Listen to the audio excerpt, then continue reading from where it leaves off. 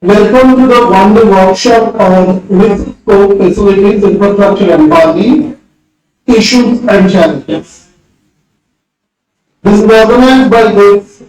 workshop has been organized by the IQAC of Sarojini Naidu College for Women in collaboration with Indian Academic Researchers Association IARA.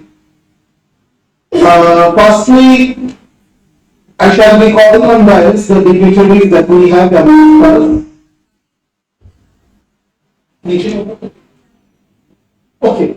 So the program will be inaugurated by the dignitaries. I invite our President, Honorable President Dr. Organised, our Principal Madam Dr. Rumila Okil, our honored guest Dr. C. Padmasivan, Professor Shikhato Shankar Shaha and Professor Pradhan Bhatt to kindly inaugurate the program by lighting the lamp.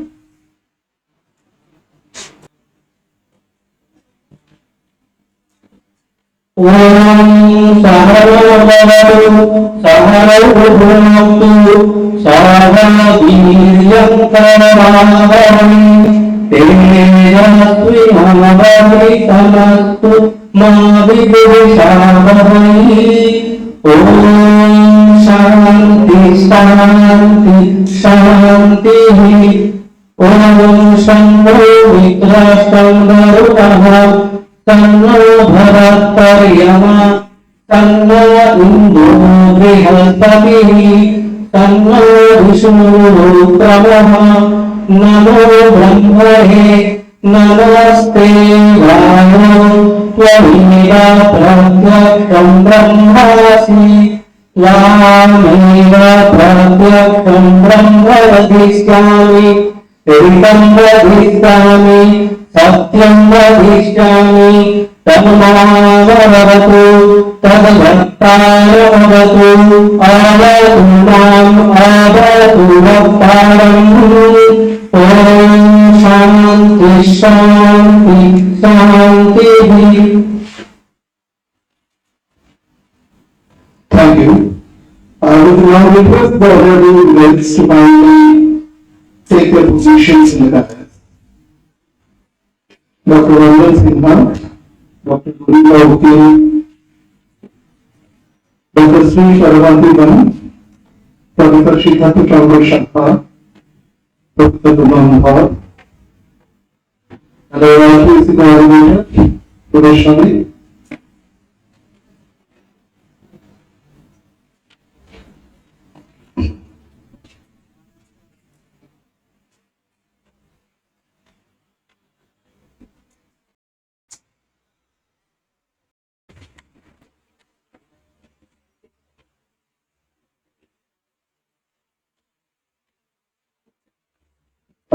Now we will be eliciting the dignitaries. So I will be requesting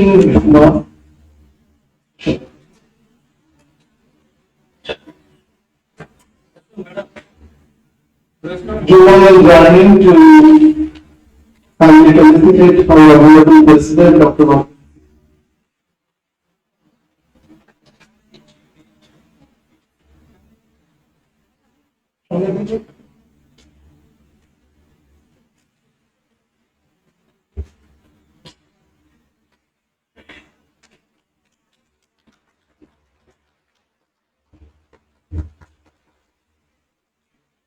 I will now request Devina and Devina to kindly come on the stage and felicitate Dr. C. Paramasivam. Dr. C. Paramasivam is the Assistant Professor and Research Coordinator of Periyar TBA College, Trichy, and he is the Honorable President of IARA.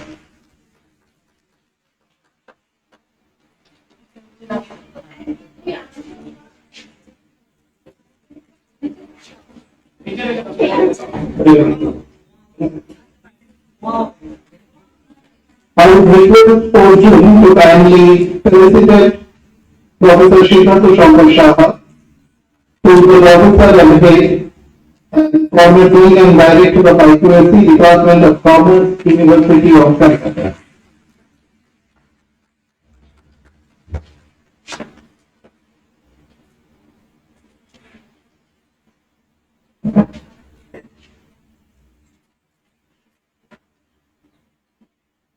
I would request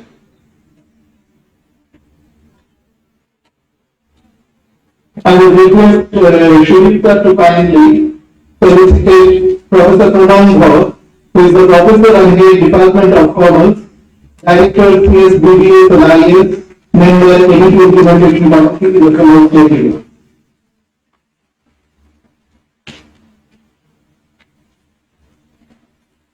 They will now please felicitate our Honorable Principal, Dr. Urmila.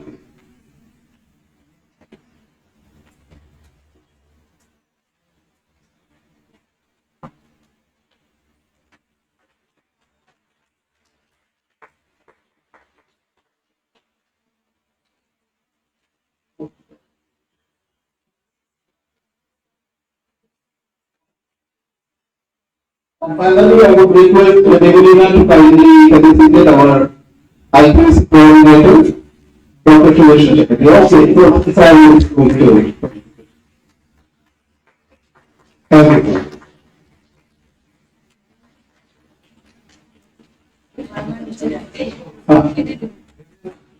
So the theme of today's workshop will now be introduced by Professor Pranam Bhatt, who is the State President of IARA. Oh, what is it? Okay, coming here.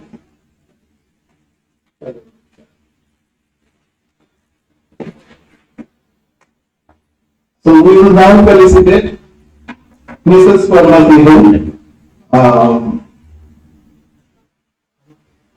She's been felicitated on behalf of the college and IARA.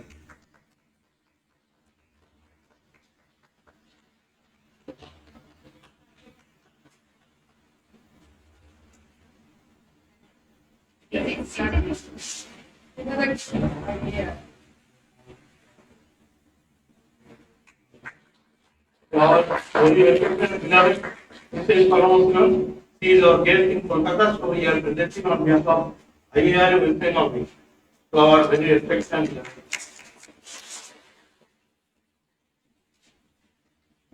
May I now request Professor Pranam Bhatt, State President of IARA, to kindly introduce the theme of the work.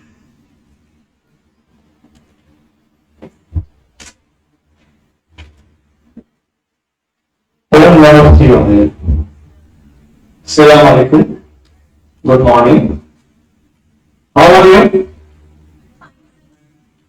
So, thank you all. At the outset,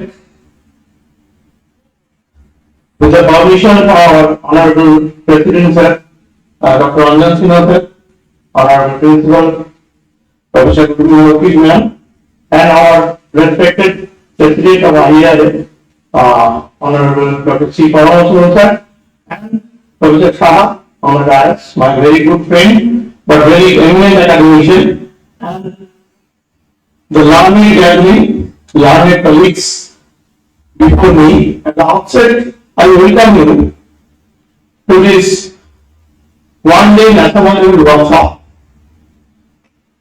First time for an organized for honored with research as per the undergraduate curriculum and credit framework in Convergence with the NAD 2020. It's first thought by Honorable Principal. It's the brainchild of Honorable Principal of the college.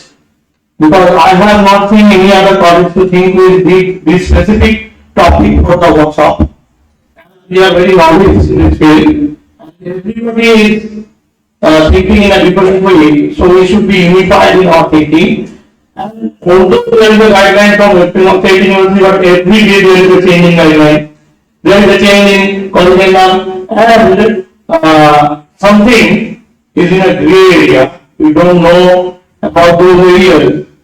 How to evaluate, related modalities for the evaluation. For that, this pertinent topic was taken, that is the 4 years undergraduate degree or with honors with research, and particular this UPCA is to be discussed. And for that, first proposal came from our Honorable President IARA that you should do one innovative thing, because our college, we all know that Sarojini Naidu College is a heritage college in the name of famous freedom fighter Naidu.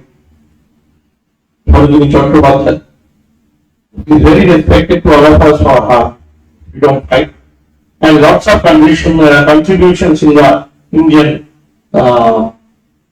freedom fight, freedom movement.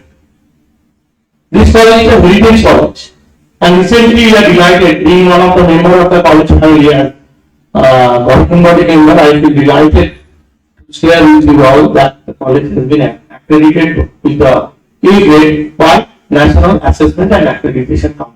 This is the profile of the college for which we all are delighted, and I feel pride in one more capacity, that is being one of the affiliated colleges of my university, West Bengal State University, and also I am acting as in our other capacity as the chairperson of the PPA Tourism Aviation and Hospitality Program, only taken up by this college. It was also the brainchild of Honorable Principal Professor Miller. And now this program is going on very successfully. But another part was the Indian Academic Researchers Association. Not a very well-known name. Also, it has got reach in 23 countries of the world. And our Honorable President, Dr. C. Paramasivan sir, is only responsible for that. We know Dr. Paramasivan sir as a very dedicated personality, a very dedicated researcher, and more than 45 PhDs have been undertaken by him. Lots of minor and major research projects have been completed with him, and this IARA has spread all over the world because of its simpleness, because of its academic mindset, and lots of research programs undertaken. I remember that in the month of maybe March or April, Sir proposed that you arrange one program in Kolkata with this particular NEP and some innovative things which have not yet been thought. So from that day, we thought of this program to be organized in this college because it's near to the airport and very heart of the city, and new innovations are the feature of this college and also IARA. So today we will discuss, and we have very pleasantly having two eminent personalities, Dr. Ranjan Sinha sir, Honorable President of Governing Body, who is never negative in any positive endeavor. So sir will accepted these things, and sir himself was talking about these things. Please incorporate more and inculcate more and more academic ideas, research ideas, innovative ideas in the seminars, workshops, and in every GB meeting there should be academic agenda, new things to be done, and for that we move forward. And our Honorable Principal and the Honorable IQAC Coordinator Dr. Sudeshna Chatterjee transformed our proposal into reality. And this is also possible because of another person, Professor Siddhartha Shankar Saha. I think when you search Google or ResearchGate or some other platform, you are well aware of the profile of Professor Saha. He is also a very sincere researcher, a former Dean of Commerce, Social Welfare and Business Management, and former Director IQAC, University of Calcutta. Lots of research work have been done by him. Lots of very good books from Pearson, Prentice Hall, and Springer Lake and other eminent publishers have been published by him. And above all, he is having a positive mindset. Just giving you one data, that after he joined as Vice Chancellor's nominee in our CAC selection committee in WBSU, within 1.5 years, 30 CAC promotions were taken up by him, the chairman, Vice Chancellor's nominee, and they were done, including mine. This was lecturer for 7 years. So these are the people we have got for today, and our today agenda is to deal with only honors with research degree, that is 4 years undergraduate degree. We cannot say this is BA, BSc or BCom because UGC has not made any nomenclature till date. So we can call it 4 years undergraduate degree with honors, with research. What are the modalities and what are the related infrastructure? What are the things to be done? From where the research fundings are to be taken, and some other modalities are mentioned by UGC and NEP. So this will be discussed in detail today, and I think the resource persons will enlighten us with those things. But above all, no workshop is completed without the help and support of the audience. For communication, we need the sender and the receiver. If there is no receiver, there is no effective communication. So without you, I am very sorry, I should have started with you, because without any audience, if the audience part was zero, no workshop could be done effectively. So I thank you all and I welcome you all in this workshop, and your interaction. This is not a one-way communication. Your interaction will make the workshop successful. With this wish, on behalf of Indian Academic Researchers Association, West Bengal Wing as State President, and on behalf of Indian Academic Researchers Association as a whole, as All India General Secretary, I welcome you all to this workshop, and also as the governing body member of this college, and also representative of West Bengal State University, I wish this workshop a success. Namaskar to all. Thank you all.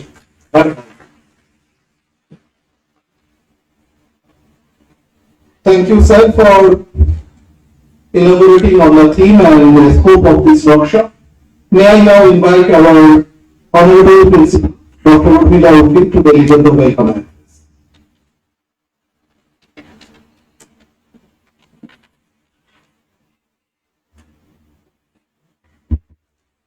Good morning, everybody.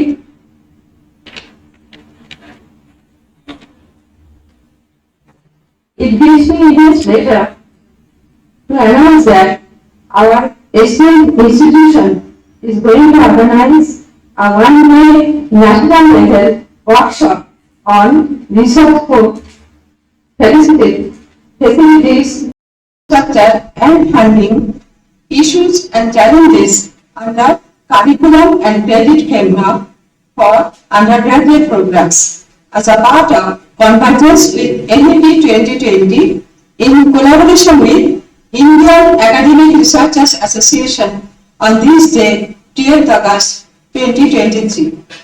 On behalf of Sarojini Naidu College for Women, I extend a warm welcome to all of you.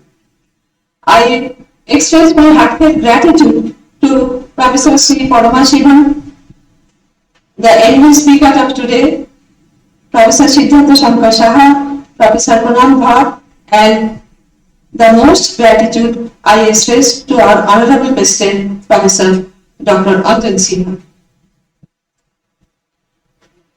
The objective of any program at a higher education institution is to create for its students a sound foundation for their character development, which directly contributes to the well-being of a nation. West Bengal State University envisages all these programs in the spirit of its overall motto, which is to inspire the youth to show steadfastness and devotion as a fearless pursuit of truth. The undergraduate curriculum framework aims at preparing young minds for constructive and protective character development by honing their creative and humanistic skills for their own betterment as well as for the greater good of society. In order to provide an opportunity to students to discover a method of thinking which will help them realize their true potential, the University offers an undergraduate curriculum framework 2023 for all its undergraduate programs.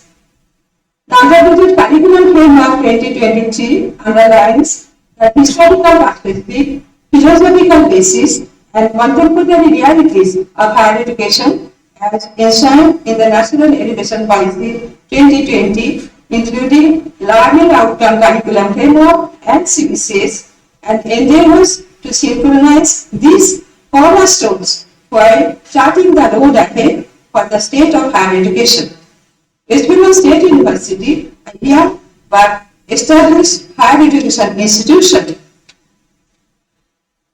fit for teaching, learning and research in higher education, acclaimed nationally and internationally, has nurtured the quest for reaching the peak in every sphere of education. In its true sense, in the process of its contribution to the nation building, being one of the leading state-aided universities in West Bengal, mandated to act as the torchbearer in expanding the horizons of human resource development through expansion of higher education, it has always paid adequate premium towards constructive and meaningful innovation as the regular feature in its undergraduate curriculum development over the years. The implementation of UCCA has started in the higher education institutions of West Bengal under the auspices of West Bengal State Council of Higher Education, and different conferences, workshops, hands-on training programs are being organized for the teacher educators to help them cope with this paradigm shift in higher education. I particularly thank our IQAC coordinator Dr. Sudhesha Chatterjee for taking this noble initiative, and also thank Professor Pradhan, Professor and Head, Department of Commerce, West Bengal State University, and eminent governing body member of this college, and State President, Indian Academic Research Association, West Bengal. I express my gratitude to Dr. C. Paramashivan, Honorable All India President, IARA, and Professor Siddhartha Shankar Saha, Professor and Head, Department of Commerce, University of Kolkata, for not only acting as resource person to enlighten all the stakeholders in this new arena, but also acting as the official collaborator in this unique initiative. I welcome all the participants, all the delegates, my learned colleagues and the guests for this workshop today, and wish this workshop a grand success. Thank you all. Thank you once again.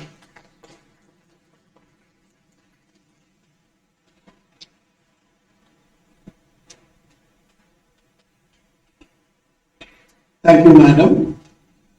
We are at the fag end of the inaugural session, and may I now request Dr. Anil Sinha, the Honorable President, governing body of our college, to kindly deliver his address.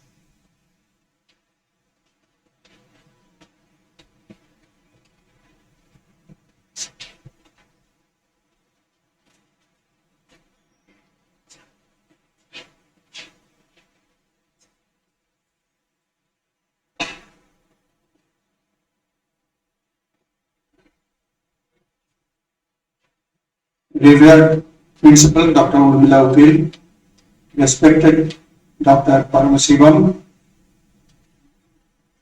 respected Professor Punam Gaur, and respected Professor Siddhartha Shankar Saha, and respected Dr. Sudhesha Chatterjee. This is a great occasion in this college, which has been recently accredited by NAT. So we feel very honored that Indian Academic Researchers Association has chosen this venue to hold this seminar. This seminar is very useful as it appears the very topic. So I am very happy to be here in this national seminar. Education in a vast country like India is very diverse and complex. After the independence, our national leaders felt the necessity of quality higher education, and the University Education Commission was set up under the chairmanship of Dr. Sarojini Radhakrishnan. The Commission observed that there should be a central authority to look into the details of the higher education procedures and methodology and curriculum, and in addition to that, the recurrent and capital grant for the higher education institutions. So, University Grants Commission was set up in 1953. Now, we are following the National Education Policy 2020. Previously, there was National Education Policy in 1986. Educational needs, for the educational needs, we are striving very hard in different colleges and universities. But the quality of higher education is not important, is not looked into very seriously in every institution. There has been widespread worries about the standard and quality of higher education. Currently, 80% of the enrollments in educational institutions are financed mostly and governed by the central or state government.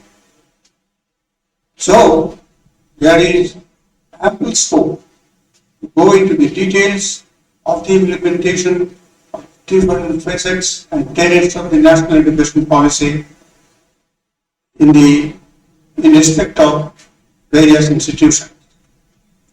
There have been so many universities, so many professional colleges all over the country, and students at times are at a loss to assess the standard and quality of professional institutions as well as institutions of general education.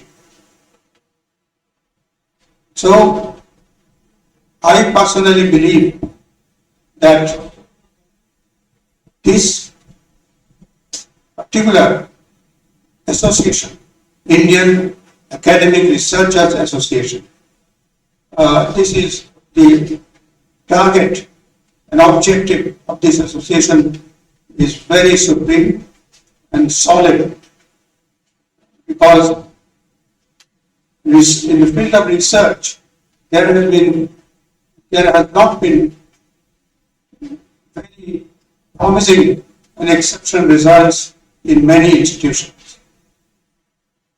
The necessity of fundamental and applied research has at times been either overemphasized or overlooked. So I think that this association and today's national level seminar will throw proper light so that the institutions can initiate the curricular pattern, effectiveness of the curricular pattern, as well as methodology of modern pedagogy. So I am very much expecting that this novel topic of this today's seminar has been very rightly chosen, and I am confident Professor Pranam, who is an exponent in many fields, I will say he is a hero of many works.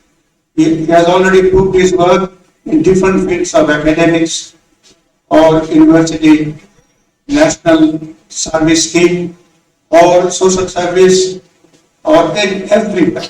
I had some little opportunity to work with him, so I feel very confident that we will be very gainful from this seminar, proceedings of this seminar. And because we have a very eminent and dignified academician, Professor President, All India President, Professor Paramasivam and Professor Saha, Siddhartha Sankar Saha, and we will be very grateful to them if we can find any identity and direction in our efforts. Thank you all.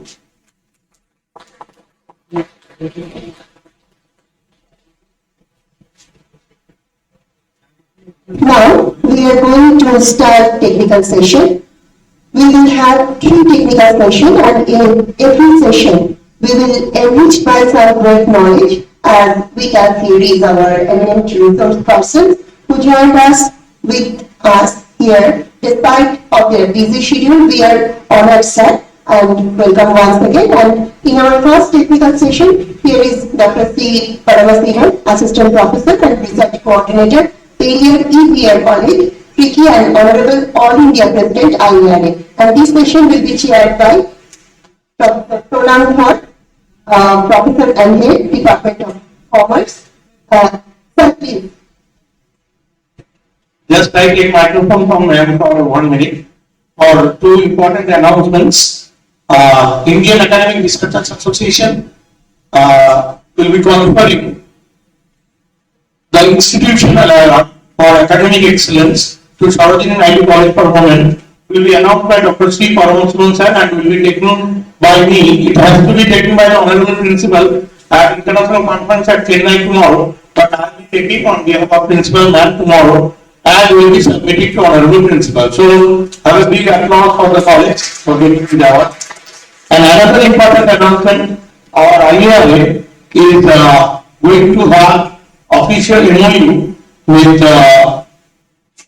this eminent academic institution. So I now request Dr. Paramasivan sir, Honorable President sir, Dr. Anjan Sinha sir, and Honorable Principal ma'am, Professor Urmila Vakil ma'am, jointly to come hand in hand to get this MOU signed. It is official MOU.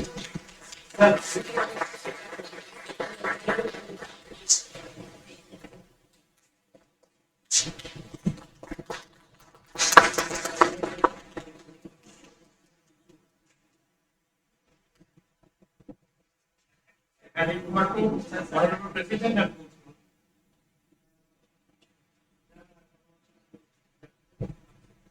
no, very sorry. Dear honored sir, and now this is our first technical session, and this session also chaired by Professor Pranam Bhatt, Professor and Head, Department of Commerce, Director, CSDBS and IS, member NAP Implementation Committee. Yes, he will be our chairperson, sir. So please, may I request sir to please start this session as a chairperson.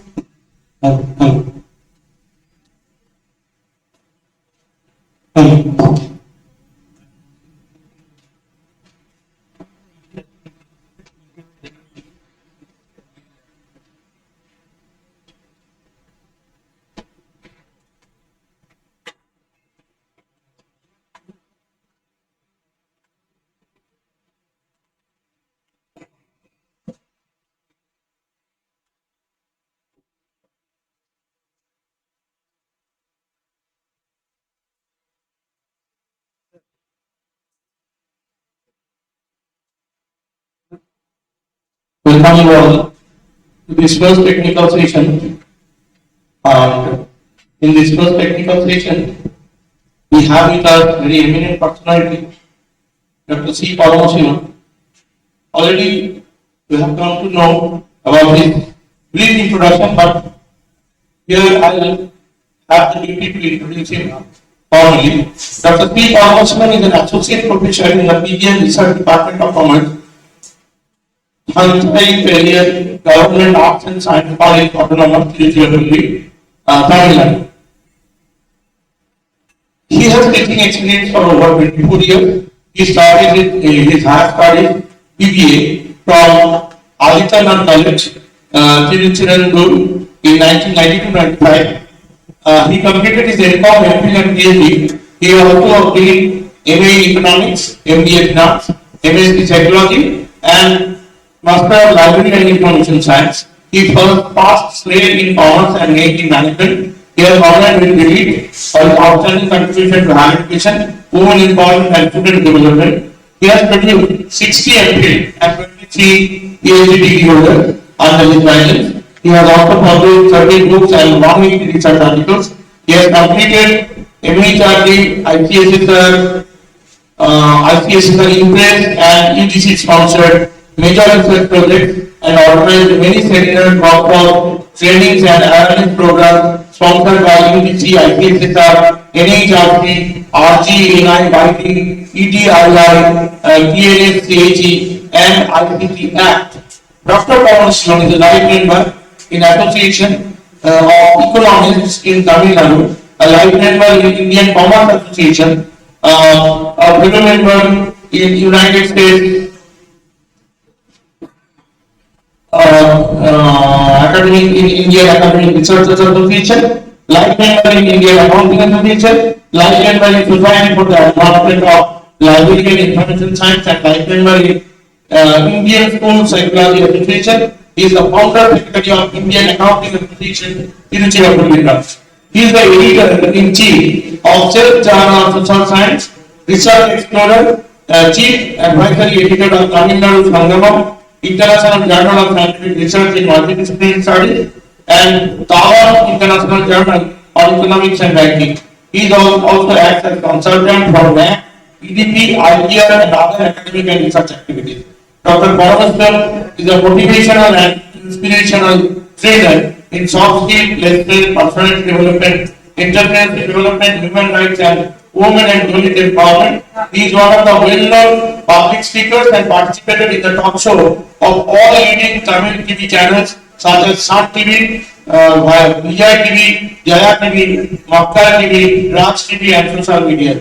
He has honored with the award of Best Teacher Award, Tamil Sevai Simmal, Social Scientist Award, Dr. Ambedkar Social Service Award, Dr. Ambedkar National Fellowship Award, Barrier Social Reform Award, Best Research Supervisor Award, Best Researcher Award, Outstanding Academician Award, Research Advisor Excellence Award, and Research Excellence Award. So, if I continue with reading of CV of Dr. Parameswaran, it will take, I think, 2 hours, 3 hours, but there is no enough time. So, moving over directly to the topic, I now request Dr. Parameswaran sir, who has come through flight itself yesterday, and in spite of his busy schedule, he is here for delivering his very valuable and motivational speech on the theme. So, without wasting much time, I request Parameswaran sir to come up with his topic. Thank you, sir.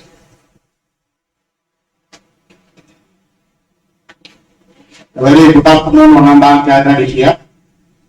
Most respected the Honorable President of Sarojini Naidu Women College, respected Principal Madam, respected All India General Secretary of IARA, Dr. Pranamda, respected Sarah from Kolkata University, respected IQAC Coordinator Madam, respected faculty members of this college and other college, and the scholars of Pranamda and all other participants.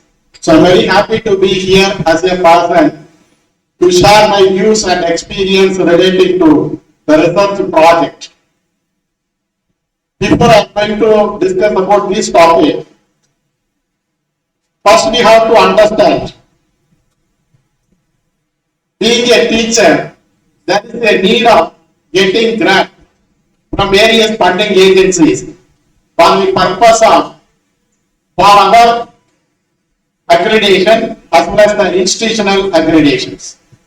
Very particularly, in this stage, I congratulate the Sarojini Naidu College who has got A grade from the NAC. We know that as a teacher, that what kind of things the accrediting agencies like NIRF or NAC or other agencies are expecting. Not only teaching. Of course, the teaching is the basic and the fundamental responsibility and duty of all the teachers. Whereas apart from that, there is a need of some research and development activities. That is very important. Every institutions are expecting from the teacher, you must contribute something to the development of research with the help of your academic background. What you contributed to the institution, that is very important thing. So I am working in a government college, which is run by Tamil Nadu government. Since I am a government college teacher, in government college, in our place, they are concentrating only teaching, not more about the research activities. But apart from that, in my teaching, I have received more than 80 lakhs as a grant from various funding agencies in 10 years. So I have received a lot of grants for organizing seminar. Also, I conducted a lot of research projects funded by ICSSR, UGC and other funding agencies. The thing is, getting the fund is not an easy task. But at the same time, if you plan, if you decide, definitely you can get the fund. There is some logic, there is some trick is there. That's all. So I am not that much of knowledgeable person. I am not that much of talented person. But I am the hard work person. I am the dedicated person. So my plan will be at least one grant should be received in a year. That is my intention. In any funding agency, I always searching what are the funding agencies are available, how to get the funded, so what are the formalities are available. In that way only I will think, so that I will be able to collect or receive lot of grant from various funding agencies. Even being a research scholar, all my research scholars under the full-time basis were received a doctoral fellowship from ICSSR or from UPC or from any other funding agency. So every year I will organize one conference funded by any one funding agencies. And also 2-3 years, once in 2 years or once in 2-3 years gap, I will get some funds for organizing research grant, research project. Recently I submitted one research project funded by the ICSSR. The project title was Prisoners on the Parliament. How the prisoners, the convicted persons in the prison is working, what kind of activities they are engaging. So if you are going to motivating them, if you are going to give lot of training to them, they will become an entrepreneur. So after complete their imprisonment, they will be a respectable citizen in their country. That is my intention. So I involved the project and I submitted the report to the ICSSR. Definitely the ICSSR will recommend some of my suggestions to the government as a policy basis. That is my intention.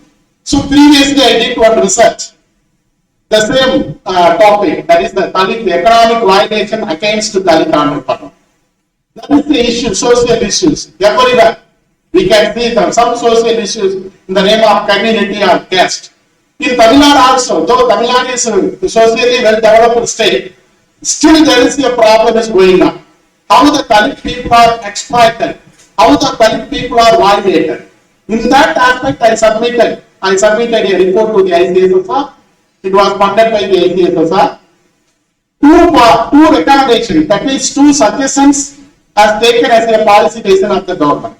That was my great success. So in third way, why we need research project? How to get research project? Where to get research project? So this will be the core concept of my research, my presentation. You see that why we need research project or research grant to meet research expenses. For example, doing PhD, that also research, but it is the academic research. Apart from that, we need to do some research in a real sense manner. When you are going to involve some real research, there is a need of grant. There is a need of money. That money will be given by the funding agency. So you can approach any one funding agency, they will give the grant definitely. Even we are willing. So of course, Pranamdar is rightly said.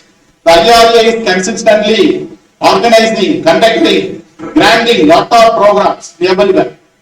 So the IARA don't have any property. We have only one property, that is the Pranamdar. That to the intellectual property. He is the only person. Because of Pranamdar, the IARA became an international institution. He is not only famous in Kolkata, he is famous in Tamil Nadu also. All people know. You can ask to any Tamil Nadu college teachers or any university professors, Pranamdar, he is from West Bengal. Everybody knows that much of popular person. Even somebody don't know who is Paranasivan. Whereas Pranamdar is known by everybody, every people. So I don't know what is the secret between the Pranamdar and Tamil Nadu. So tomorrow also he is coming. All people are asking when the Pranamdar is coming. I want to speak. I want to consult. What they are going to consult without my knowledge, I don't know. Is there any secret agenda is having with the people on? I don't know. So that much of fellow, he is not expecting anything. So that is his credit. And also his scholar. Pranamdar's scholar is my scholar. That is true. So how their scholar, Pranamdar scholar is going to give the respect to the Pranamdar, the same kind of respect and affection is also going to given to me also. That is also one of the very important things I want to convey. So apart from that, suppose you want to become a higher position in higher education institution, that is the CA, Career Advancement Scheme. So when you want to become an associate professor or professor or to some other position, you need some points. Where we can get the points? When you are submitted, when you are awarded any grant, that will boost your points. So immediately you can become an associate professor or professor.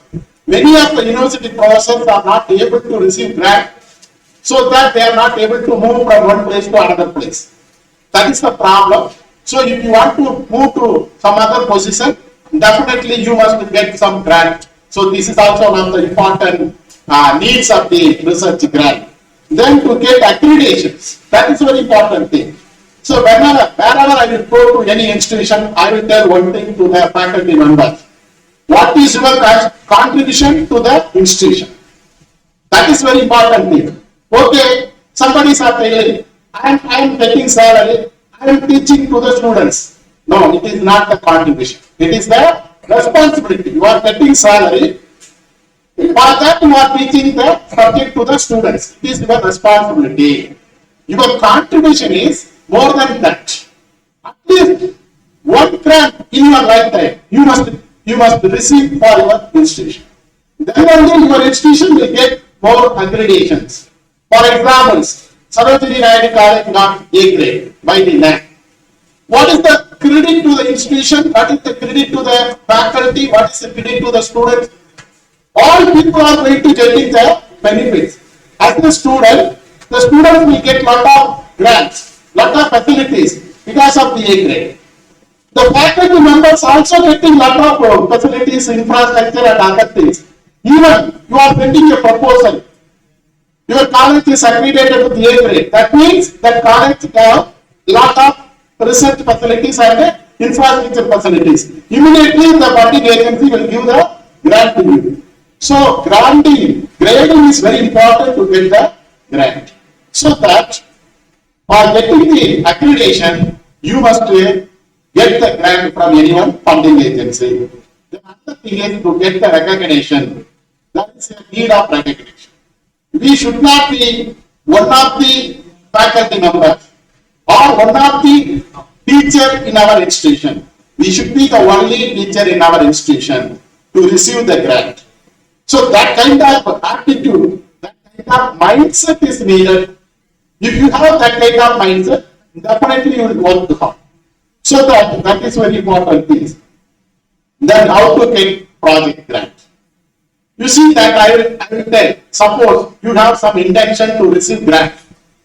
Every teachers are having some intention, but some people are not ready to work on, or they are not ready to submit the proposal because some reasons. It may be some personal reason, or it may be some institutional reasons, whatever may be. But anyhow, as a teacher in a higher education institution, we are not a school teacher. If we are a school teacher, we can concentrate more and more only about the subject. Whereas we are in the higher education teacher, we must concentrate all the aspects. So our responsibility is to contribute something to the institution, to contribute something to the society with the help of our subject knowledge. Of course, I plunge to commerce, but with the help of the commerce subject and my background, my experience, what I can contribute to the society. If I do some research related to the society, that will be the real contribution to the society. So in that way we have to understand. So if you want to get the research project, this all based on my experience only. The first thing is called as a resume based, institution based, proposal based.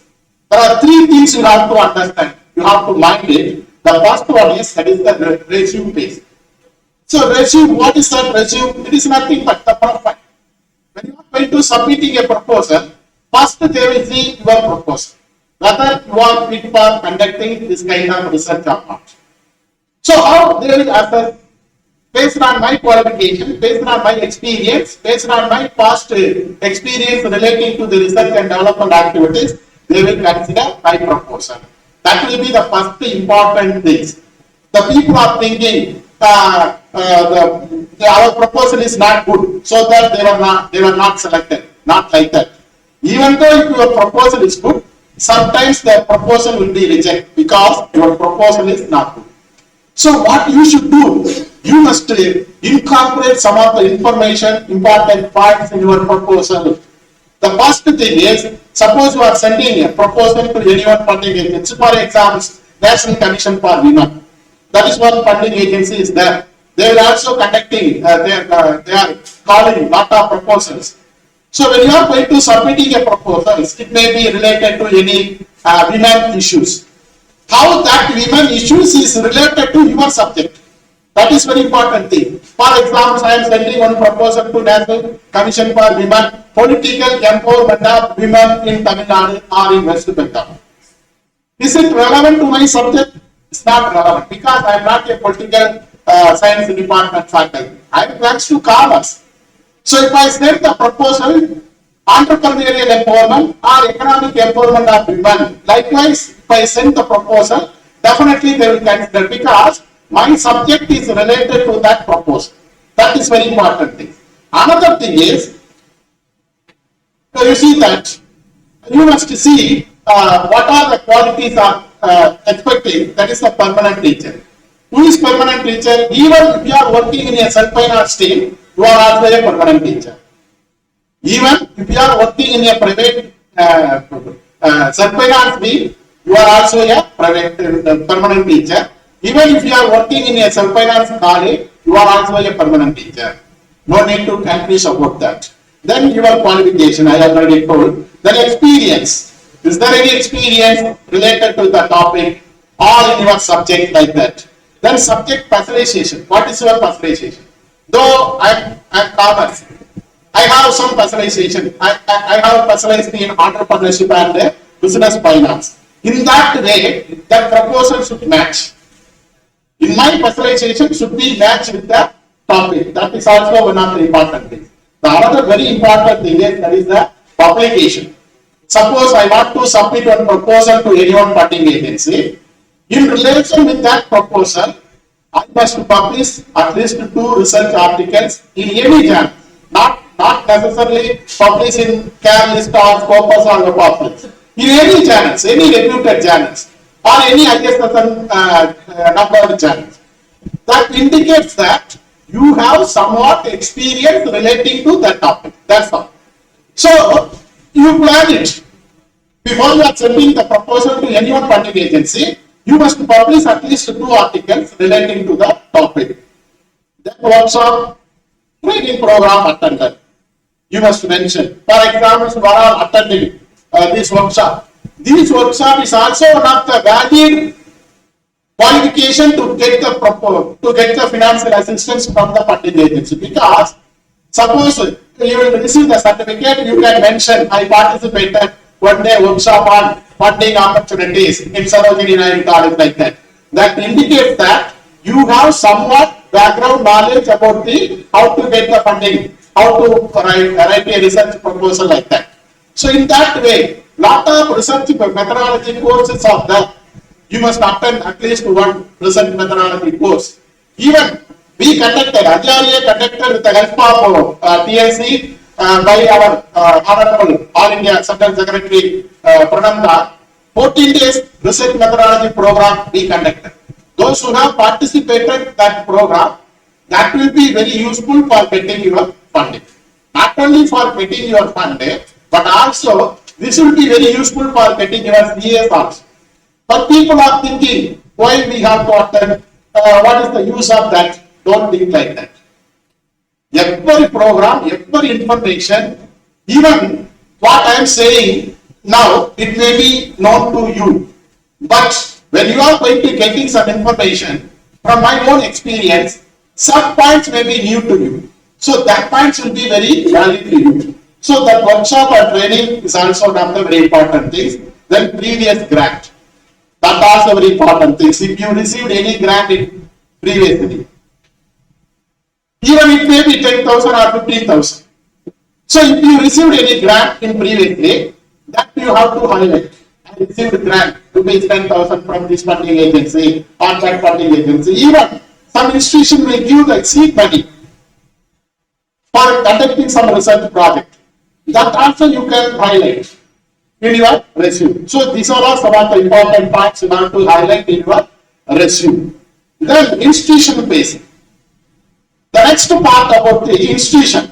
So your institutions may be central or state funded institution. For example, this is one of the state funded institutions.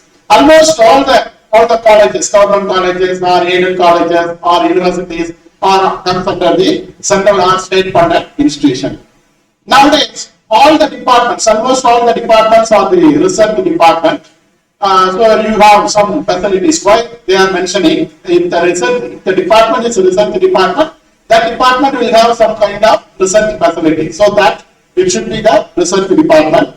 Then another very important thing is 12P and 2M status. That is very important things because you want to get the grant from any funding agency, central government funding agency, your institution must obtain 12P and 2M status. Otherwise, they will not grant.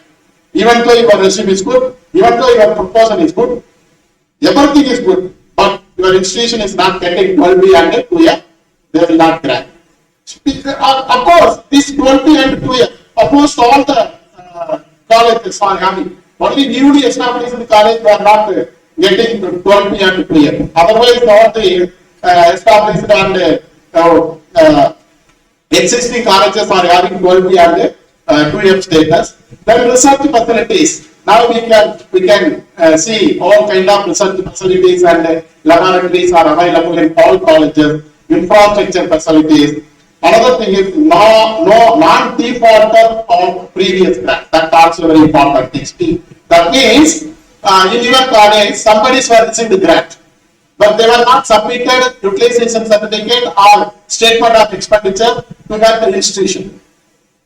So what will happen? Your institution will be declared as a defaulted institution or blacklist institution. Whatever the proposal you are submitting from your institution, they will not sign. Even many of the colleges are not aware why ICS or why UGC is not granting any fund to our college. What is the reason? When you are going to enquire, when you are going to ask, they will check your institution is not defaulted. No, we are not getting any grant from last decade, 10 years, people, last 10 years like that we are telling. But no, in 2009, one of the members received 10,000 rupees as grant. He has not submitted any utilization certificate or statement of expenditure. So that your institution became a default institution of the blacklist institution.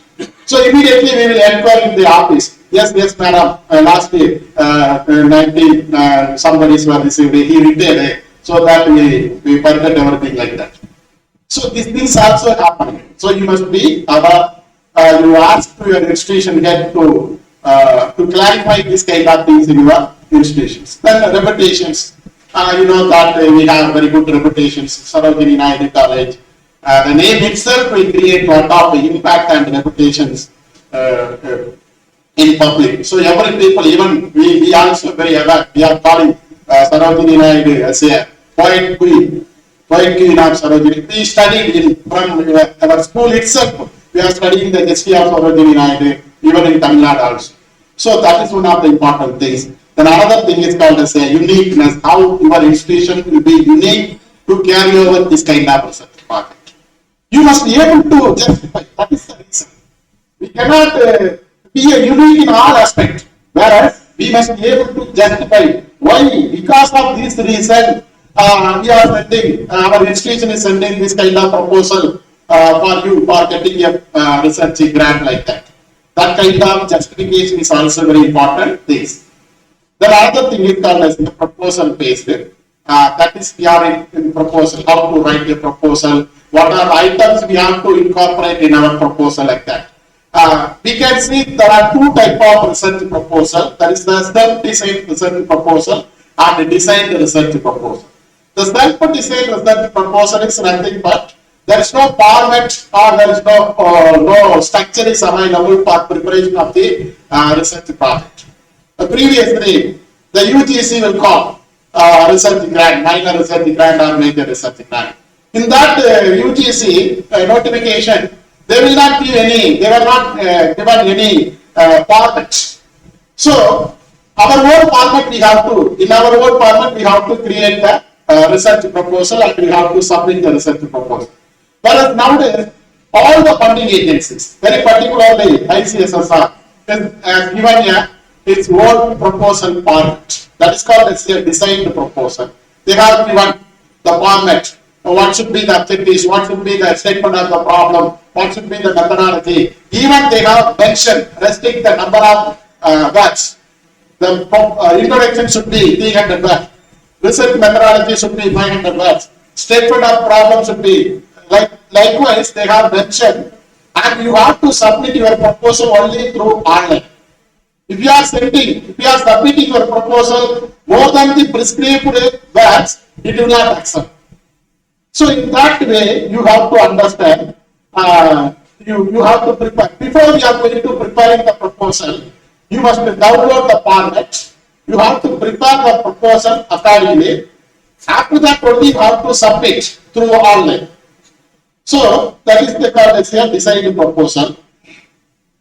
And another thing is the content of the proposal. What are the content which is available in the proposal? These are the general things. There is no need to confuse. That is the introduction. Every proposal will consist of introduction, background and significance. You know very well, because these are all part and parcel of our research and research activities. Literature review. Normally the literature review should be 5 review is relating to national and 5 review should be related to international level.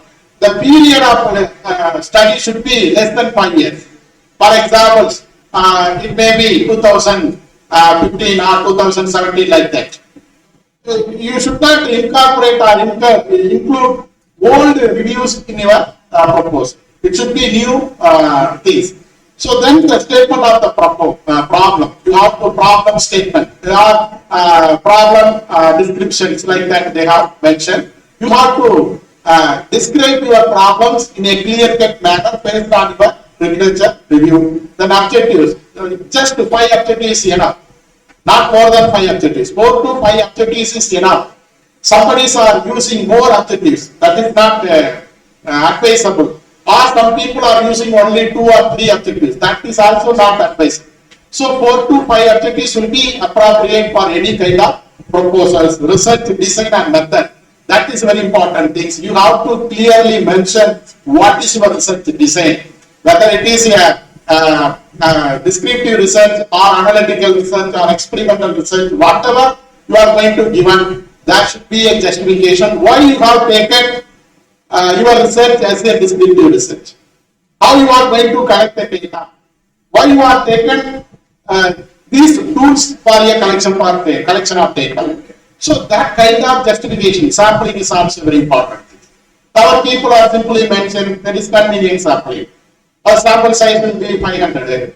Our sample size will be 1000. Not like that. What will be the justification for 500 or 1000 or even for 100? There should be a justification. The sample size should be based on the population. So there is a formula is available. Based on that, you have to arrive the size, scientific size of the sample. So that you have to mention in your study. Then another important thing is that is the implications and relevance. In that aspect, they are asking the social relevance of the project or policy implication of the project. Like that, they are asking how this study will be useful to the society. How this study will be useful to the policy maker to implement anything. That is a need of justification. In that aspect, many people fail. They are writing very good proposals. The proposals will be very scientific manners. They were applied a lot of research methodologies, whereas they were failed to mention, to justify the implications or the scope of the social relevance of to the policy decisions. You justify. For that, we must have some social consciousness. How this research can be associated with the social issues. When you are going to taking the research proposal in a conceptual basis or a theoretical basis or 100% in a textual basis, it will not be useful to the society. But what you should do, how this kind of topic should be related with the society. Why I am doing this research? If I do this research, what will be the result? It may be the hypothesis. What will be the result? How this research will be useful to the policy maker to take any policy to eradicate some kind of social problems in the society. That is very important thing. You have to mention in 200 words.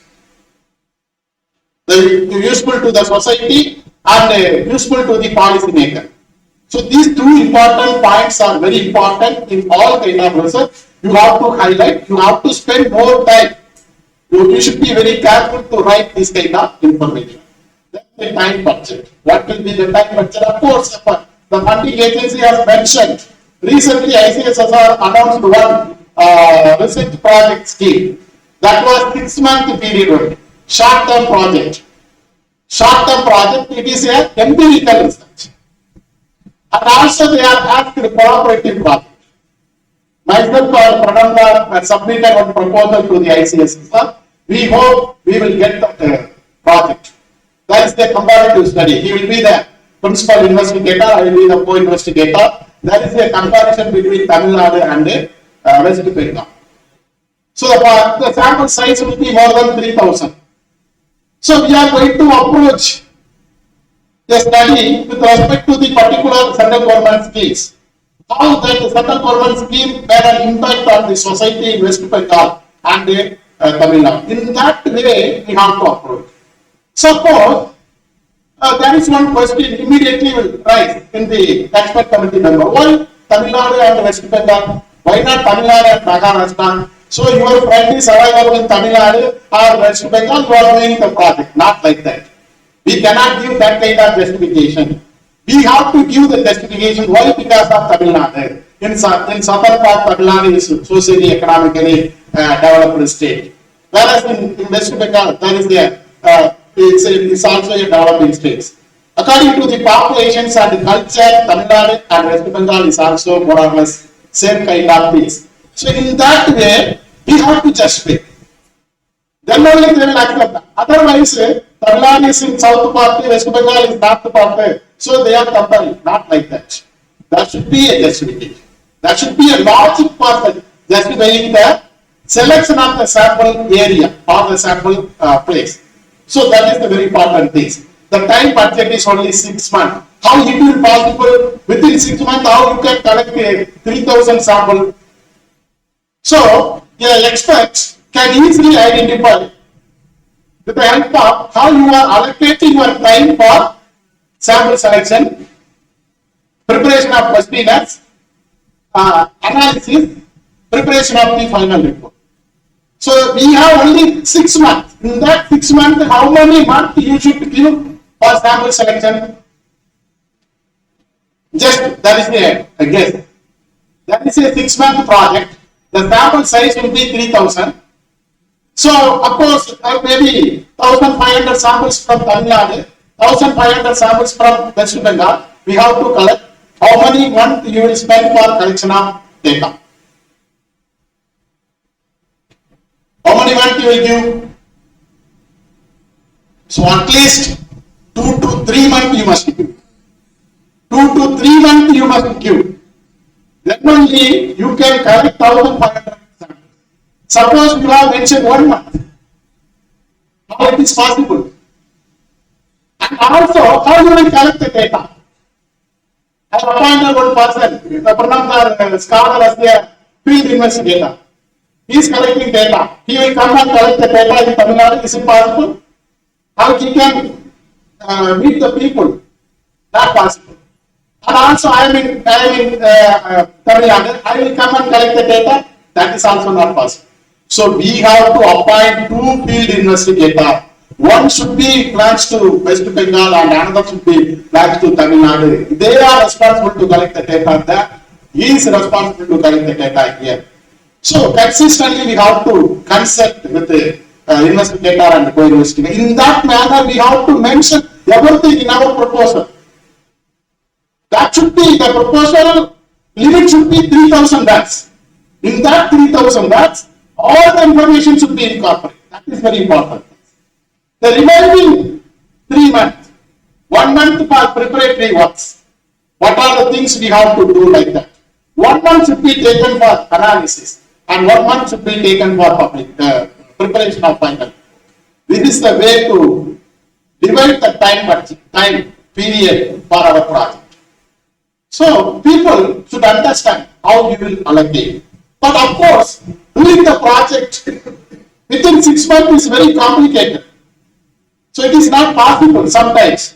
Whereas, if you plan yourself, you allocate the resource in a proper manner, definitely we can do the project. So that is very important thing. That is the final thing that is the conclusion, not the conclusion of this session. This is the conclusion of the proposals. So you have to highlight some of the conclusion and other things. Then another, that is the reference. That also very important things. Many people have forgotten. There is no options in reference columns in research proposal format. Whereas you have to mention. Why you have to mention? Because you have highlighted some of the review of literature. So when you are going to mention the review of literature, automatically that should be a reference. But many people forget. That's no option is available, sir, so that I am not mentioned by reference. Not like that. In the review of literature itself, you have to give a reference also. So these are all some of the important points you have to consider when you are going to writing a proposal. Yeah, that to write a reference, you must follow some model. There are so many models there. Citation model is there, APA model is there, MLA model is there, Chicago model is there, Karnataka model is there, lot of model is there. So whatever may be, you have to mention or you have to follow any one model for all your reference. So now reference became very scientific manners. Reference is a very valuable manners nowadays because all kind of citations and databases purely based on the reference. Suppose you are sending any research paper to anyone journal, it may be the Scopus or Web of Science, first they will look at reference. There is no reference. There should be 20, minimum 20 reference. It should be in a proper manner. It should be in a proper citations. It may be APA model or MLA model. That too APA model, now there is a latest edition is also available. APA model is exclusive for economics, APA model is exclusive for social science, like that. Lot of models were developed. So you must be very careful. So before we are going to submit the research proposal, what are the things you have to mind it, to find out the funding details. The problem is, we have very good idea, we have very good research proposal, but we don't know where to send. That is the problem. So the funding agency will not give grant because of your proposal, because of the quality of your proposal. They have their own idea, they have their own trust areas. They will call the proposal only in that trust area. You see that in ICSSR, they have mentioned 11 trust areas. In that trust area, you have to submit the proposal. If you are submitting proposal other than that, even though your proposal is good, they will not accept. Likewise, in National Commission for Demand, every year they will announce some trust area, 5 to 6 trust area. In that trust area, only you have to submit your proposal. Otherwise, they will not consider. So that is one of the important things. Then the background of your specialization. Whether the proposal topic is relevant to your background or not. That also very important thing. Then publish 1 or 2 articles. I already mentioned you have to publish some articles related with your topic. Then institutional support. That is very important thing. Your institution must support. So I had lot of experience related with this kind of points. Some institutions are supporting, motivating the faculty members to send the proposals, whereas some institutions are not ready to support, because once you receive the grant, nowadays all the central government grants are through the PFMS account. PFMS account. In the early period, they will send the grant to the principal account. They will ask, you send your account number, we will send a check, or we will transfer the money, like that. But now, for each and every grant, you have to create a separate bank account. For example, in your institution, one of the teaching faculty is applied, is getting a research grant to organize seminar. For that seminar, you have to open a separate account. It may be 087, like that. 087 Sarojini Naidu College for Women, Kolkata. In that name itself, you have to create a separate account. Some institutions told, no, we have lot of accounts. You can give this account or that account. They will not accept. This will be the very, very serious problem. I realized it lot in our place. And another staff member in your same college is going to apply for a research project. He got a research project. He must also open a separate account. So separate bank account for seminar grant, separate bank account for doctoral fellowship, separate bank account for publication grant, separate bank account for research grant, separate bank account for travel grant, whatever may be. So for each and every grant, you must open a separate bank account. In that bank account only you have to transact. For opening a bank account, there is a need of institution support. The management support should support. The principal should support.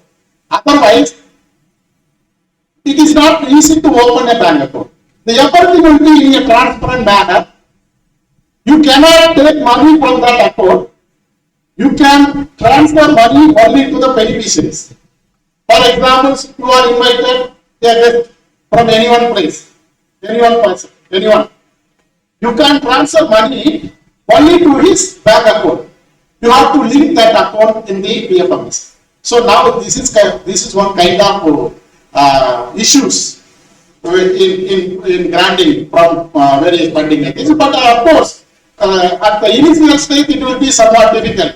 After that, it is a very easiest way. It is a transparent manner. No need to disclose anything to anyone, or it will be very simple manners. That is very important things. Infrastructure facilities. Of course, your institutions will have all kind of infrastructure facilities. Another thing is the personal factors.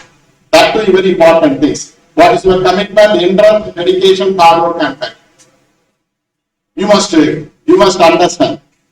All people are having some problems and issues. If you have these kind of things in your mind, you can submit a proposal, definitely you will receive the grant. Then academic competition. So that I already told, at least one grant we must receive for our institution in our lifetime. At least one. That is enough. If all college teachers will decide like that, what will be the grant? So every year we can receive grant. The institution will organize many programs. The institution will conduct. The institution accreditation will increase. Now it will be A grade. The next time it will be A plus like that. So that is only because of the faculty members. For that we have to work. Then another, the last thing is there is the time constraint. That's also very important thing. All people are having time constraints. We also, all the academicians also having some family. We have family. We need to spend time with the family also. Very particularly women. Or we can spend time for this kind of activities. If you are involved in this kind of research and development activities, you must spend at least 3 to 4 hours extra. You cannot sacrifice or you cannot take these 3 to 4 hours from your regular activities, working times, because that should be fixed. The remaining, these hours should be taken from your personal life only. You must sacrifice with your family. You must sacrifice your entertainment. So all other activities. Then only you can concentrate, you can involve this kind of. You know that how the time is, how Pranamdar is spending his time during the lockdown period. Every day he is open, he is speaking someone. Just if I open any WhatsApp, there will be a link. If I click the link, the Pranamdar will speak about something.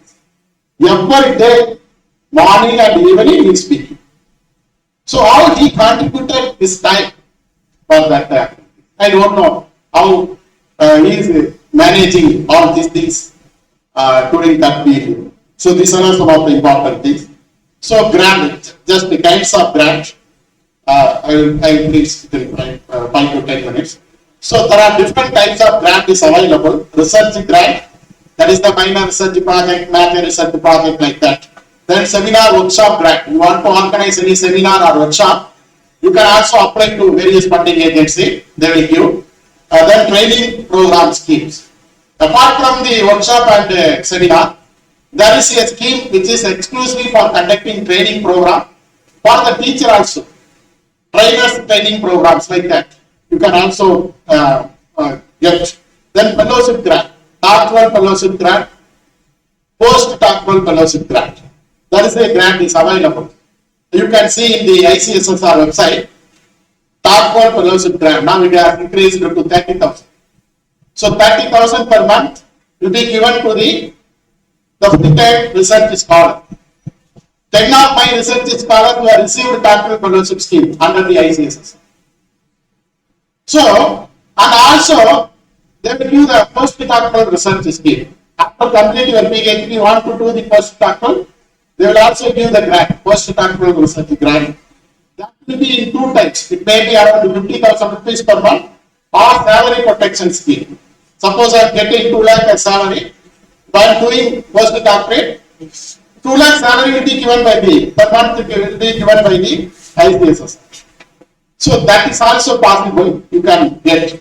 Then travel grant, you want to participate, you want to present a paper in international conference, you can apply to the ICSSR or any funding agency. They will also give the registration fees and traveling expenses every day. So you can also avail at any time without any restriction. Then publication, you want to publish any books, it is not for the articles or research papers, only in books, reports and monographs. You want to publish, you can apply to the any funding agency, but getting publication grant is somewhat difficult because we have to follow a lot of formalities. We must sign agreement with the publishers. So this will take a lot of formalities.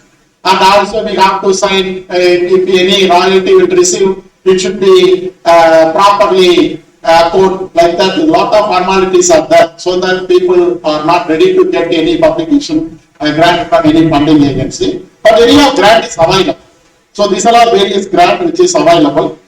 So we can classify the funding agency into three categories, that is the international level, national level, and regional and state level. You see that you can refer some of the international funding agency. Of course, I will give this PowerPoint presentation to you. You can get it. So these are some of the famous funding agency for social science. ICSSR now it is not given any grant. It has transformed into tracks, trade scheme. But even trade is also not giving any grant nowadays. ICSSR is the only funding agency nowadays.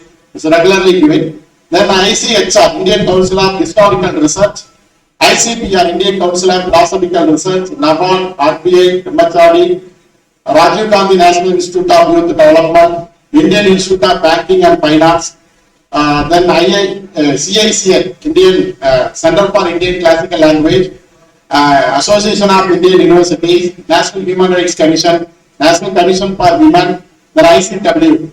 This is also one of the very popular grant funding agency, but people are not aware about this. Indian Council of Grant Affairs. This is not ICW in famous terminology. This is Indian Council of Grant Affairs. You can organize any international conference. They will give the grant. I received 2 times from this ICW and organized the international seminar in our college. So these are some of the grant which is available. In ICSSR, there are different types of research project schemes. That is the general research project. That means every year in September they will call ICSSR general research project scheme, minor and major. So every year, irrespective of anything, every year they will call. Then interest research project scheme. 2 times they will call them. First time I received minor research as well as the major research. But as per the rule of the ICSSR, project director can take only one project. So I did the minor research and I completed the major research project. Then special research project. You see that recently the ICSSR announced a short-term research project scheme. So likewise, they will also call some special research project. Then collaborative research project with some international agencies or international universities like that. These are some of the notable funding agencies. So these are some of the funding agencies in our country. So even Indian Academic Researcher Association also giving grant for every year, maybe 4 to 5 candidates, 5 applicants, amount maybe around 50,000 based on the performance and proposal of the applicant. They are also giving grant.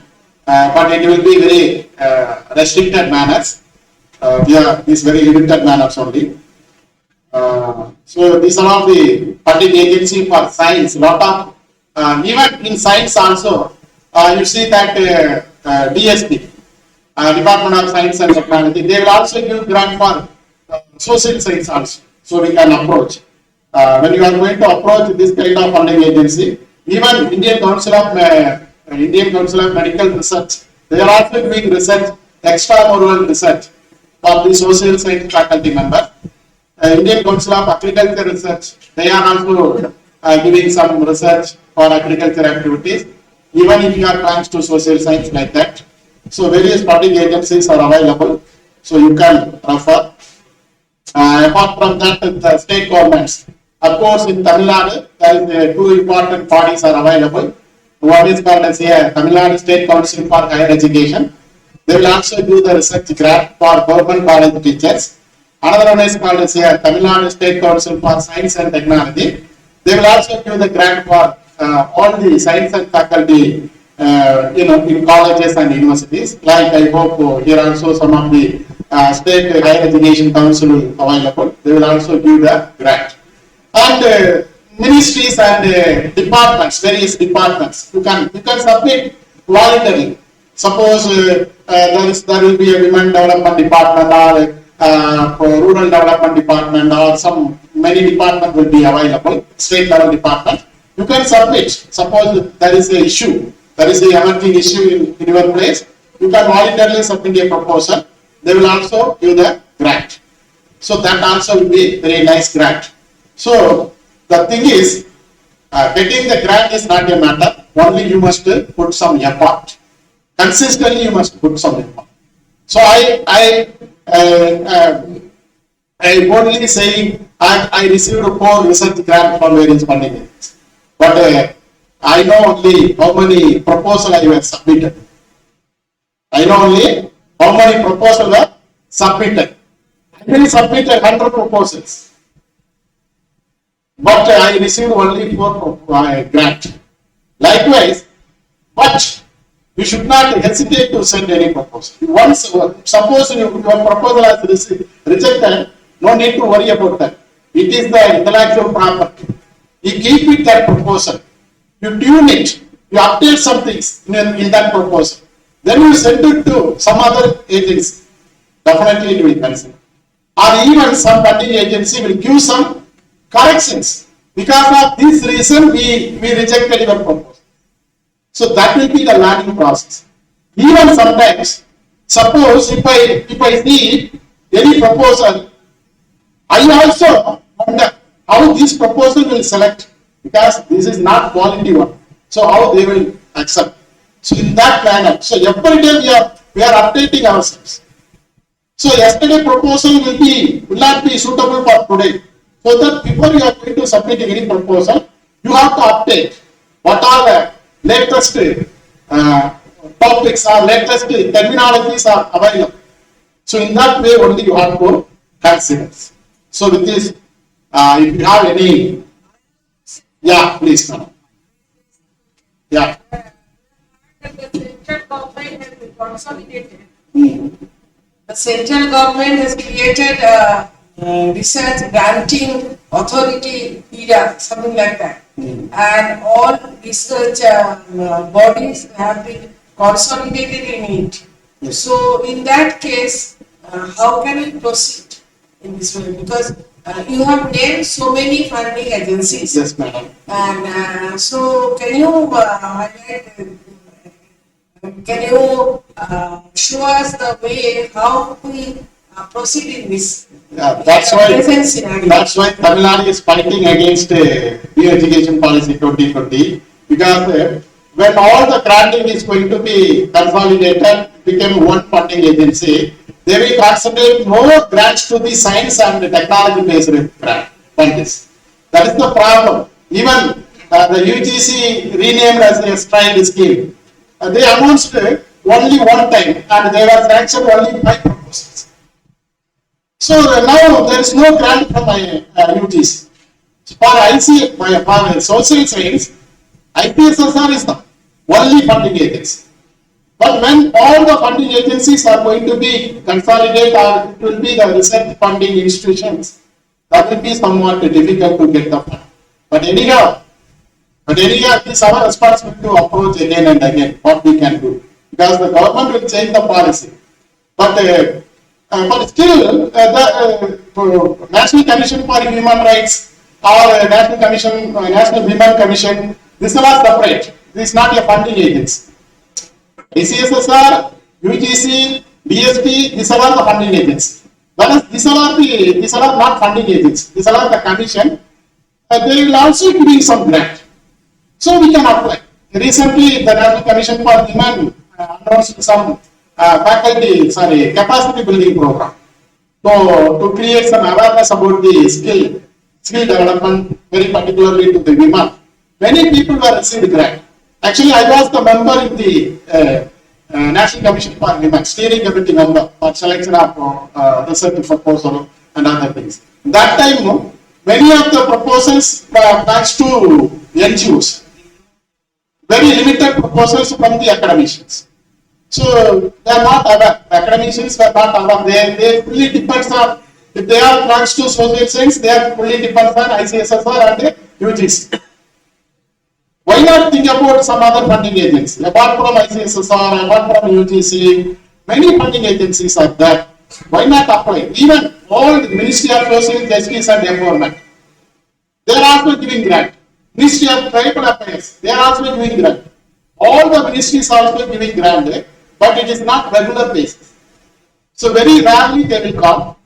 That time you have to submit the proposal based on their trust area. Definitely they will.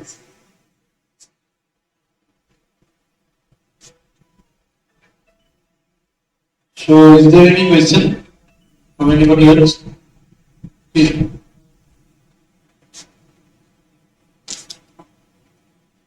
Good afternoon, sir. I have a question regarding the travel grant. Sometimes it happens that our paper is being accepted in conferences like outside state and outside country. The ratio fees is okay, but the travel actually cost is very high. Yeah. So in that case, we have to withdraw our paper because unless we actually present our paper, it will not be actually published in any journal or. So in that case, is there any chances of getting this regarding outside country or outside state, like fare and other cost? Yeah, that's correct question. The only thing is when you are going to get in travel grant, the first important point is the conference should be organized by university in that particular country, not by any private agency, or it should be in any private hotel or like that. It should be organized by anyone, university or college in that particular country. That is a very important thing. They must send proper communication to you regarding the acceptance of your paper to present.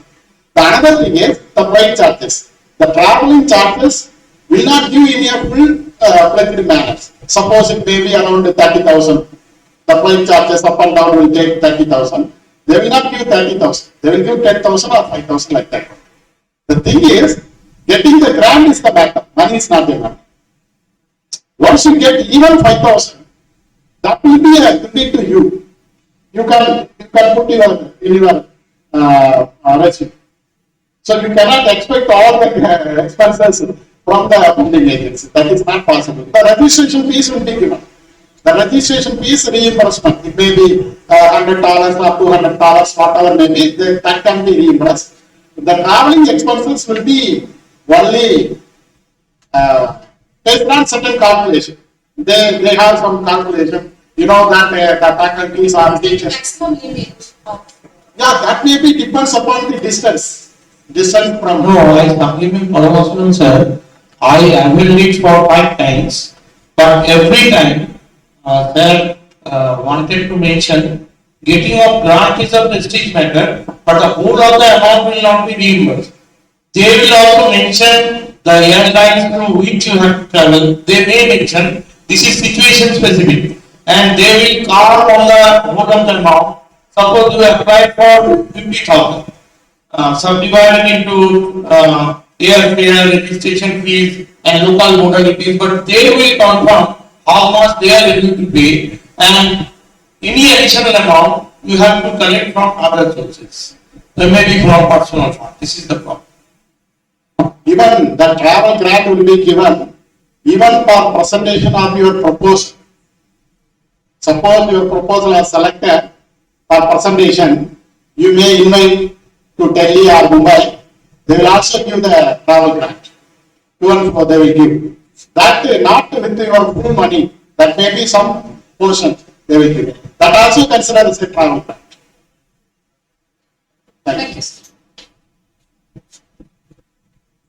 The session is very lively, but I request you to confine within 1 or 2 questions because the other resources are waiting. And sir has to catch, like, please. I just want to know one thing, sir. The ICSSR funding, is it available for the natural science also or only for the science? Natural science also you can apply, but it should be relevant to society. Yeah, you must be able to link the natural science to the society. Definitely it will consider. Many of the people are from agriculture science and even engineering background also receiving grant. This is the Just I supplement, just I add, simply after this program, visit ICSSR website. Just to spend half an hour. No, it will half an hour. Then you see what he has communicated, given overview. So in details, so there website if you read, So in that case, you see one by one the areas where you can apply, whether you are applicable or not. Everything is given. Mostly, that is the law of social science. Additionally, also some interdisciplinary issues are there. So you can also make a collaboration also. You have other method. That way you belong to which department? Chemistry. So in that case, read and then see and then make a collaboration with other department or other faculty as well. So thank you so much, sir, for your very lively presentation. And to conclude, we can say Dr. Parmaswan has touched upon right from the thing that how to write a research proposal with its different components, what are the possible funding agencies, what are the modalities, and also some out of box thinking was there, original thinking was there, how to be a good researcher. Because NEP 2020, yes, I of course agree with you, not only Tamil Nadu government but also the Bengal government is also fighting against the light, not the light of the NEP, but the way it is implemented, but the way it is tried to be implemented, that is, there is a indirect control of the whole thing by the central authorities, but that should not be. There is a balance between autonomy and accountability. Our Honorable Minister in charge, so I remember, 3 months before, he started with the mode of the thinking that with the implementation of the new system, lots of infrastructure and funding is required.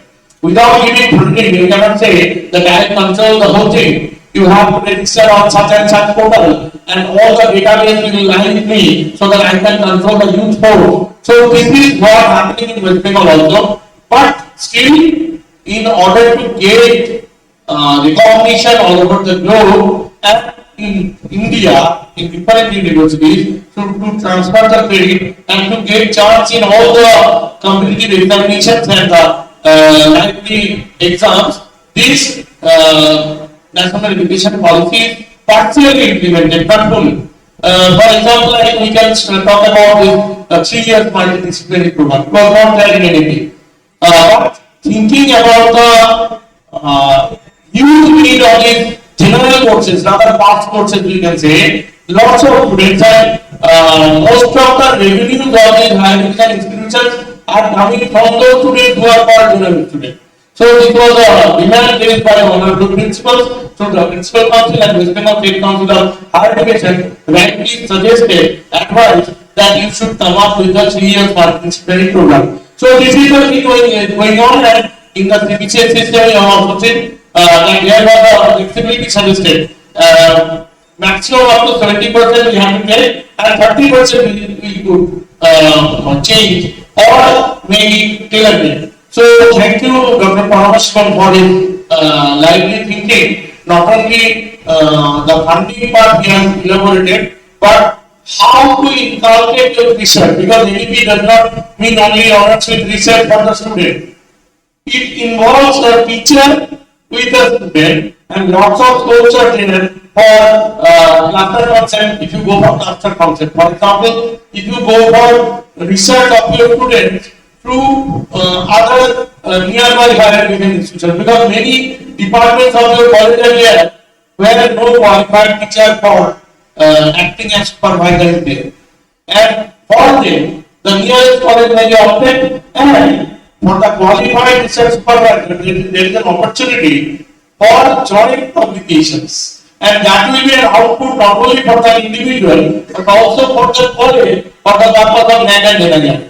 So these things are being inculcated in his deliberation by Dr. Parmaswan, but as our another resource person is waiting, so we have to confine this session, technical session 1 of this, and we thank you again for spending your valuable time by flying from Trichy this time place and inculcating your ideas through your motivational speech among all the academicians, and this type of brainstorming is needed for furtherance of this system and proper implementation. Thank you so much, Dr. Parmaswan. Now I request Dr. Chaudhary. Let me introduce Dr. Chaudhary she is also an eminent author.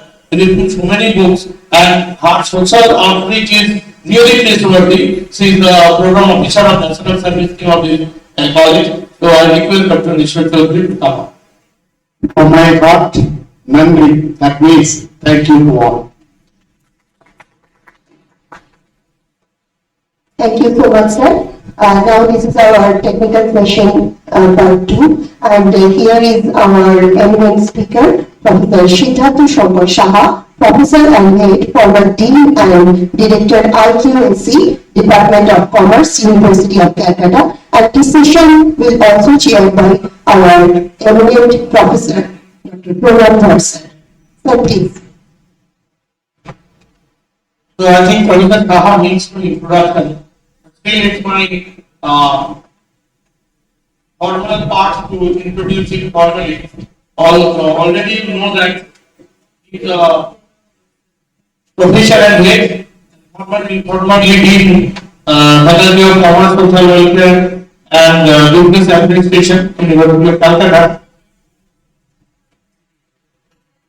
He will become actually as a trained, not only a trained but session chair if I do not introduce him formally. So it's my duty to introduce him formally. Professor Siddhartha Shankar Saha is a professor in the Department of Commerce, University of Calcutta.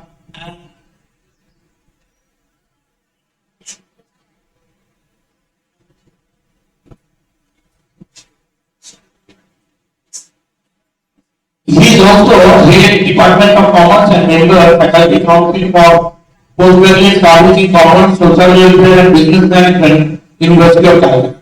Professor Saha became Dean interim Faculty Council for Postgraduate Studies in Commerce, Social Welfare and Business Management, University of Calcutta. He was member Senate and Syndicate, University of Calcutta. He has also become director University of Calcutta, Calcutta Stock Exchange, Center of Excellence in Financial Market, and Director Internal Quality Assurance at the IQAC previously. Professor Saha previously joined St. Xavier's College Autonomous, Kolkata, India in 1998 and served the Department of Commerce, that is Accounting and Finance, St. Xavier's College Autonomous, Kolkata, India, as an associate professor for 7 years. He did his post-graduation in commerce from the University of Calcutta in 1994 and was qualified and named under UGC in 1996. Dr. Saha earned his PhD in finance on thesis titled Role of Merchant Bankers in Corporate Financing, Capital Issue Management in India from the University of Calcutta in 2006 under the able supervision of Professor Noel Krishna, the chairman of board of West Bengal. He has 2 decades of teaching experience in the undergraduate colleges and postgraduate level in the university. He is also associated with professional institutes including business schools leading several academic assignments. Professor Saha has been supervising a number of research scholars at the Department of Commerce, University of Calcutta. He has completed a major research project entitled Ethical Role of Statutory Auditor on Corporate Scams in Safeguarding Stakeholders' Interests in India and Abroad, a corporate study since 1990, funded by UGC. Currently, Professor Saha has completed a major research project titled Merchant Banking Activities in India, Primary Capital Market and Empirical Study During Post-Reform Period, funded by ICSSR. Professor Saha has become a prolific author and he has to his credit 140 published research papers covering accounting and finance issues in leading national and international journals, conference proceedings, daily newspapers, and edited volumes like the Chartered Accountant, the Chartered Secretary, the Accounting World by IQAC, the Management Accountant, Research Bulletin of IQAC, IPE, Indian Journal of Accounting, Journal of Accounting and Finance, Indian Journal of Research, Journal of Finance and Accounting, and many more. And we have also books published in leading publishers like State India Private Limited, IQAC University Press, Excel India Publishers, Bharati Publications, and PFL, Twenty Shop, and many more. He has also attended several national as well as international conferences and seminars as resource person and presented papers with best paper awards in the field of accounting and finance across the country. He has also been invited as research chair or to address keynote speech in national or international conferences or webinars in India and abroad. And recently, Dr. Khan has visited Taiwan, Republic of China, to chair a session of international studies, international conference, where fortunately I was also present as one of the session chairs. And he has authored 12 books with so many leading publishers, but to read his resume will take at least 2 hours. So I stop here and let's hear from him for which we are here. The theme, that is the implementation of undergraduate curriculum and credit framework with a special reference to the 4-year degree, 4-year honors degree with research. And without wasting more time, I request Professor Saha to come up with his deliberation. Sir. Thank you, Professor Dhar. I feel very good afternoon. I feel I may not be a good speaker. That's why many teachers and many people they have left already. Anyway, jokes apart. I'm very thankful here to come. Please come.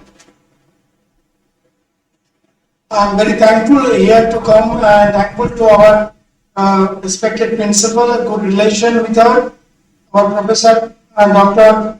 Urmila Ukil, and also I think our Professor John Sena has left, I think, or President of the GB, and Professor Chatterjee is there, my bosom friend, Professor Dhar, and also another long relationship and bosom friend, Professor Parmasivamji, and my beloved colleagues and other colleagues from other colleges and few research scholars here. So I feel happy to be associated with today's workshop and related to the particular theme, the backdrop of the NEP. Why I have chosen this topic, that is based on the request of my friend Professor Dhar, research ethics and academic issues in research. Because we know everyone, we are just going to implement, rather consider, for the sake of our beloved student, the affiliated college under university like we people, state university, that is based on National Education Policy 2020 based our 4 years undergraduate program, honors and honors in research, and 3 years undergraduate program. And university level, there is a committee where I had an opportunity to be part of that particular committee of Uzbekistan State University. Many meetings I attended virtually there. So keeping in mind this particular matter, that is 4 years undergraduate program, honors with research. So therefore, we really serve our student, but Professor Dhar has pointed out rightly, those who did research, our beloved faculty members, those who are doing research, those who are willing to pursue research, for them, my point is that we must be first of all aware of how do you guide your student in proper manner in the 4th year. Otherwise, the objective of this course curriculum will be lost. That we feel. I think you are all my beloved colleague, will understand what I'm saying. So that is why what I want to just point out here, you know very well, in general, irrespective of discipline, that is course curriculum, 4 years honors, you know that is having 8th semester under the university, that is West Bengal State University. This college is affiliated, and if we focus on particularly that is 4 years honors with research, and finally if we look at that is your now semester 8, where we have one particular issue, that is project dissertation having 15 credits irrespective of discipline. So I'm trying to focus on that. Keeping in mind this issue, I'm trying to focus on the research ethics and research mechanism issues, because they have become a function in our research fraternity, many papers, many things without mechanism issues. So in that case, there may be a possibility in case of students' research, if we are not aware of the matter carefully, considering the UGC regulation 2018, the research mechanism issues and research ethics. So in that case, the object will be totally lost, only cutting and pasting. So slogan should be no cutting, no pasting. We must follow someone, the existing researcher work, but we must not copy and paste. So this type of attitude should be totally stopped by our beloved teachers colleague to pursue, to help the student to pursue research. This is the basic thing what I want to say. This is 3 years program also we have, just I skip it. So if we talk about basically research, Parmasivanji already pointed out many issues. I tried to skip those issues, will come out during my deliberation. I must not take much time to bother you, because here we are going through 1:30. I thought of to speak on the issue 1 hour, but I'll take hardly 20-25 minutes maximum. Don't worry. So research, though to teach research, you know very well. So I have tried to point out here a careful critical inquiry. It is not whimsical inquiry. It's a critical inquiry. Cause and effect relationship is very important in case of any kind of research. A man of finance, a student in finance, a man of commerce, man of finance, but I'm talking about in general, not only business research, but also research in every cases more or less same. But maybe some cases those who belong to that is chemistry, mathematics, physics, they may be lab based. But we are not lab based, but analytical research that we know very well. So we must say research, any kind of research if we talk about, the research comprises a creative work. It's either your research in the form of PhD work, in the form of project work, in the form of students' project dissertation, as far as your curriculum is concerned. So creative work undertaken on a systematic basis should have proper plan. You should have for your own research, you should have your plan for your student research, not haphazardly, not unsystematic way. There is no value for that. So in order to enhance knowledge, obviously to add social science research, physical science or life science research, you can discover something but we can't discover in finance research or management research. We want to add something new to existing research, what has been or have been done by the previous researcher that you know. So in order to enhance knowledge, to use this knowledge to establish or confirm the facts, solve problems, develop new theories, and provide innovative solution.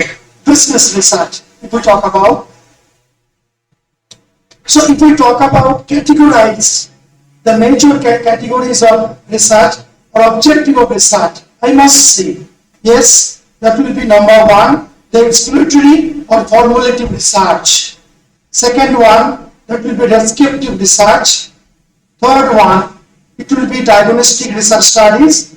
And last one, I must say, the hypothesis testing research studies. I'm not elaborating due to time constraint. But if we talk about research, if we talk about research ethics, if we talk about research plagiarism issues, we must not forget the intellectual property. Because when you conduct your research, own research, if we conduct your life science research, physical science research, research in business, research in finance, so you must refer the some existing research work. What actually Professor Parmasevanji pointed out, that is even wrong, the references, citation, without citation, proper citation, without proper references, any kind of research that will become totally gossip. It is not at all research, that we know very well. Many senior professors there, they did research many years back like me.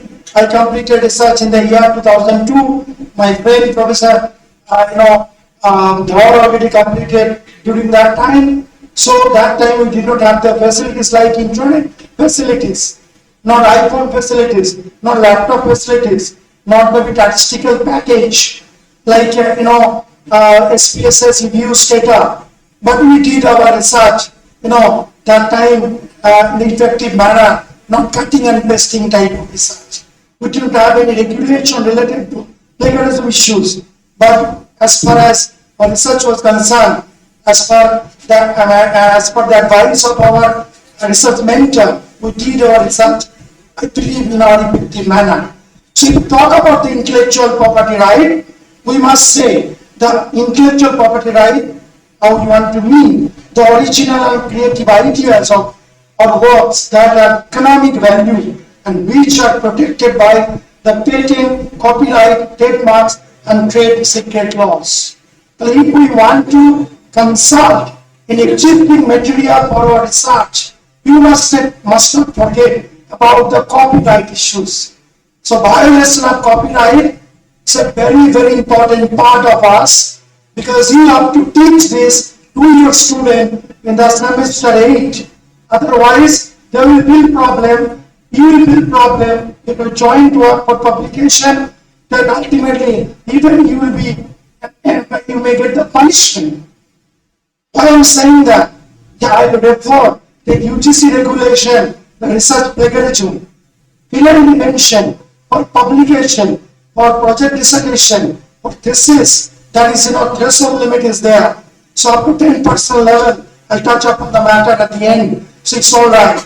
But over and above 10% up to 100%, slabs are there. And if you do not follow, so you feel difficulties, even your increment may be stopped. You will depart from your publication, maybe your promotional issues. So many things may come out. So I will report those parts very much relevant to our beloved colleagues, those who are sitting here, and you have to communicate the same matter to our students when time will come, maybe semester 8, under your structure and curriculum any base under the direction of our university. So if I refer Bill Gates, then if we talk about the intellectual property right, so what did he say? He said the intellectual property has the shelf life of a banana. It's a very good thing what he has said.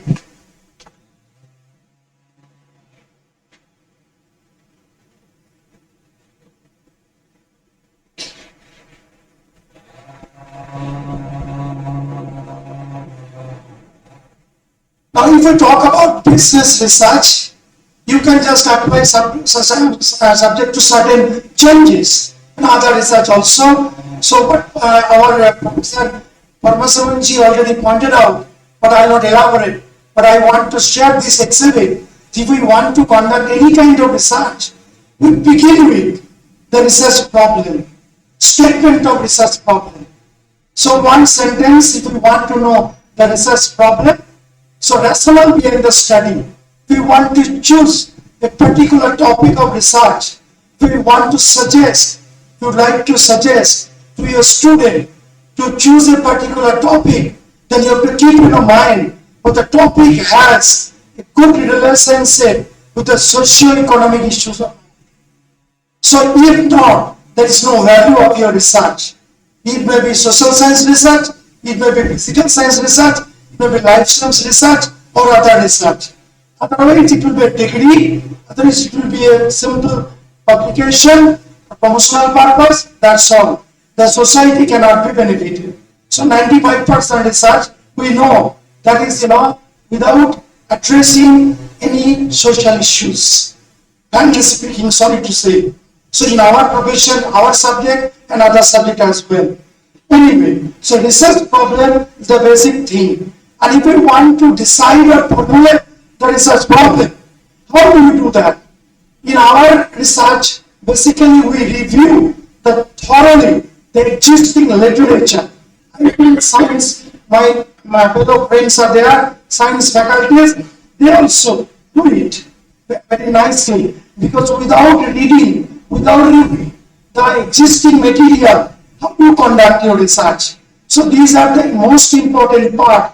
The relevant existing research related to a current research should be done carefully to find out the research gap, what I tried to point out.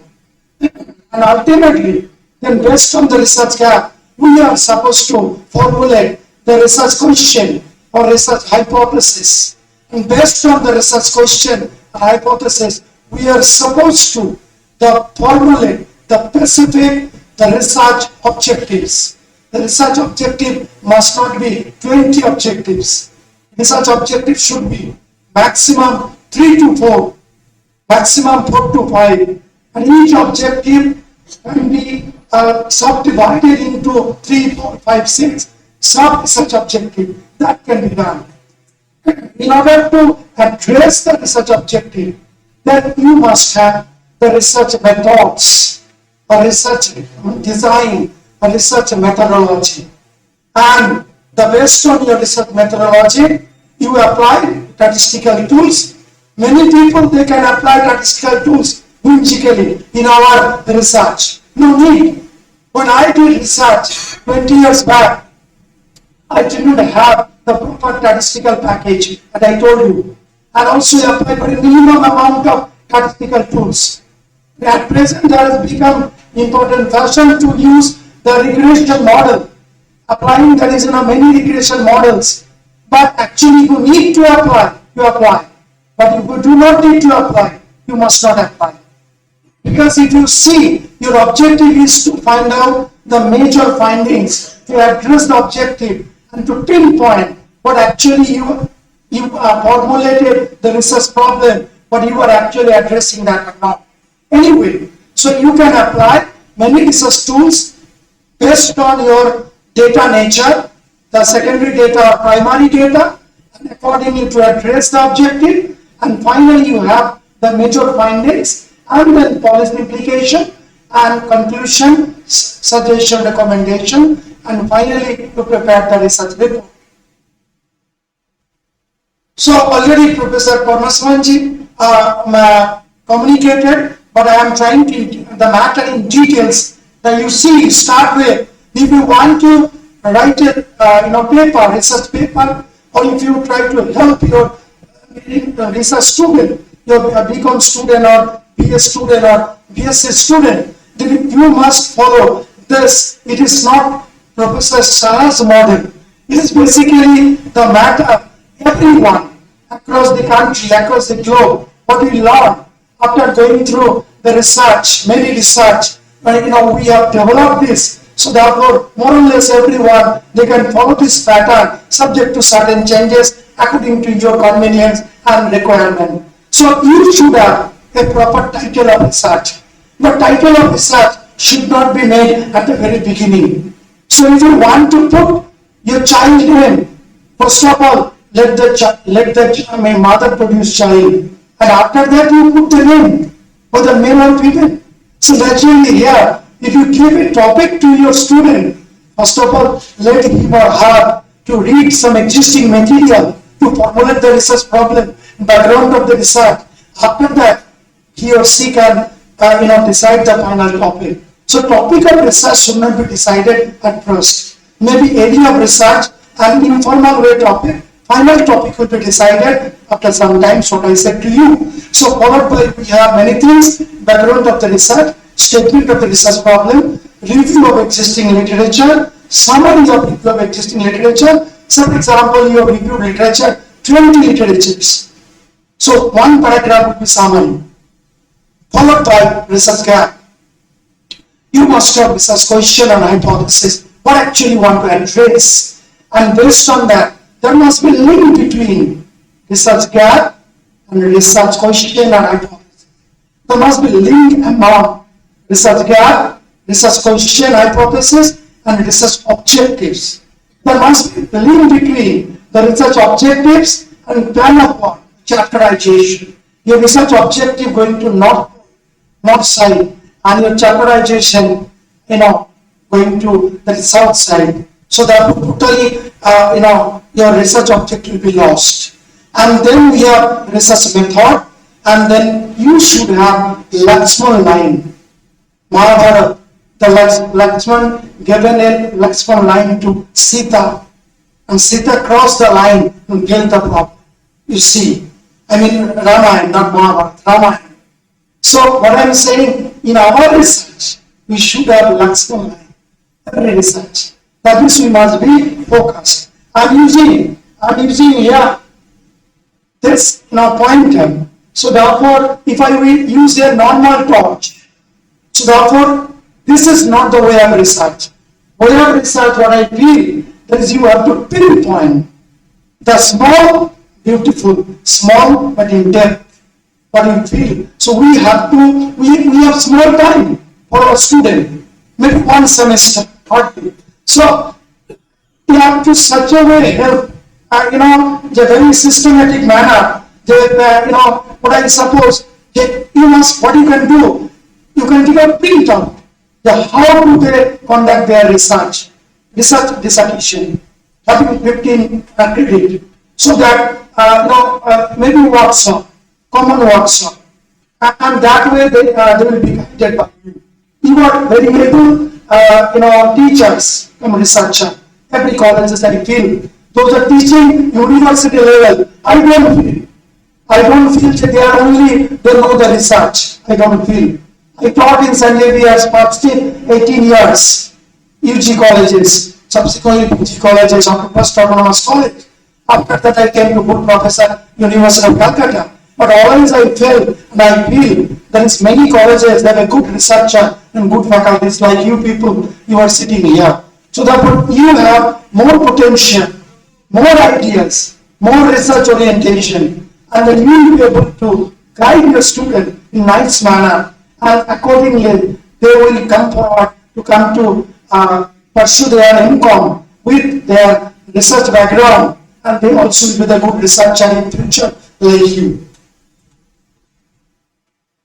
So what I have said to you, my first part of my discussion, so I have given this exhibit, you see, if I sum up, I am not detailing because all India level, so only based on this slide, so I am teaching maybe there is about 2 hours, 3 hours, many things are there.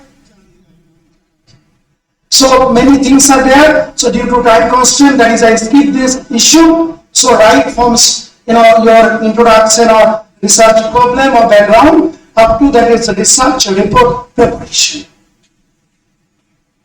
It will straight away come to ethical aspect of research. We should have code of conduct, we have code of conduct in our profession. We are in same boat, we are teacher, either college or university. Don't do's. So naturally, if we are the researcher, we must have don't do's. If you have student will pursue research in 8th semester, you must communicate them don't do's. So if they do not know the don't do's, the ethical part of research, the objective will be lost. Only cutting and pasting, and in terms of quality, 0, in terms of quantity, many. 141 papers or 200 papers, Professor Dawes say. So therefore, you have to maintain the quality as well. So ethical research, people talk about what is ethics. Those are teaching ethics, they know very well. the background or commerce background or others. So I have just pointed out and also pointed out the research ethics. You see, value system and ethics. So difference between value system and ethics. Ethics, that is, we can say that we should do it, should not do it. The by force. Suppose when you go to classroom, say keep quiet. Don't talk. If you talk, you will be punishable. Exam hall. So I think this is an ethical part. Value system that will come from core heart. What it should do, should not do.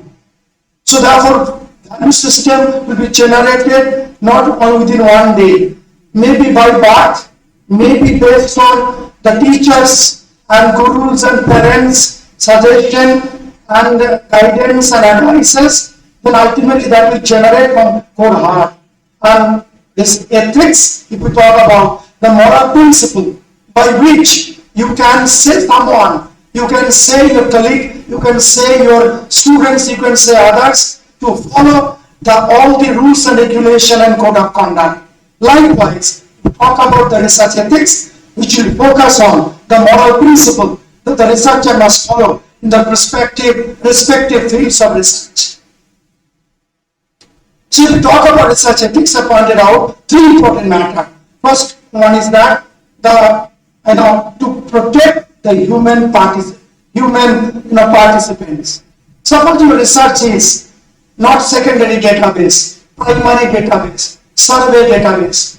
So therefore, when you collect data, the time of collection of data, you say your identity cannot be disclosed. But actually you are disclosing the identity after having responses from them. So that their identity should not be protected. So therefore, this is one example. Second objective is to ensure the research is conducted in a way that serves the interest of individual groups of society as a whole. As I told you, there is no relationship between your research topic and society issue. There is no value. Our objective, because between different funding agencies and government, they're providing the funding. When I did my research, major research, ICSSR, major research in UGC. So they have given me fund. They given me fund to Professor Parnasaranji or you people, and also Professor Dhara as well. For what? Do something new so that society can be benefited, government can be benefited, policy maker can be benefited, stakeholder can be benefited. And last one is that we examine the specific research activities and project for their ethical soundness, looking at issues such as management of risk, protection of confidentiality, and the process of informed consent. So if we talk about research ethics, these are the things should be kept in mind carefully. One is punctuality in research, scientific permission, which is very, very important.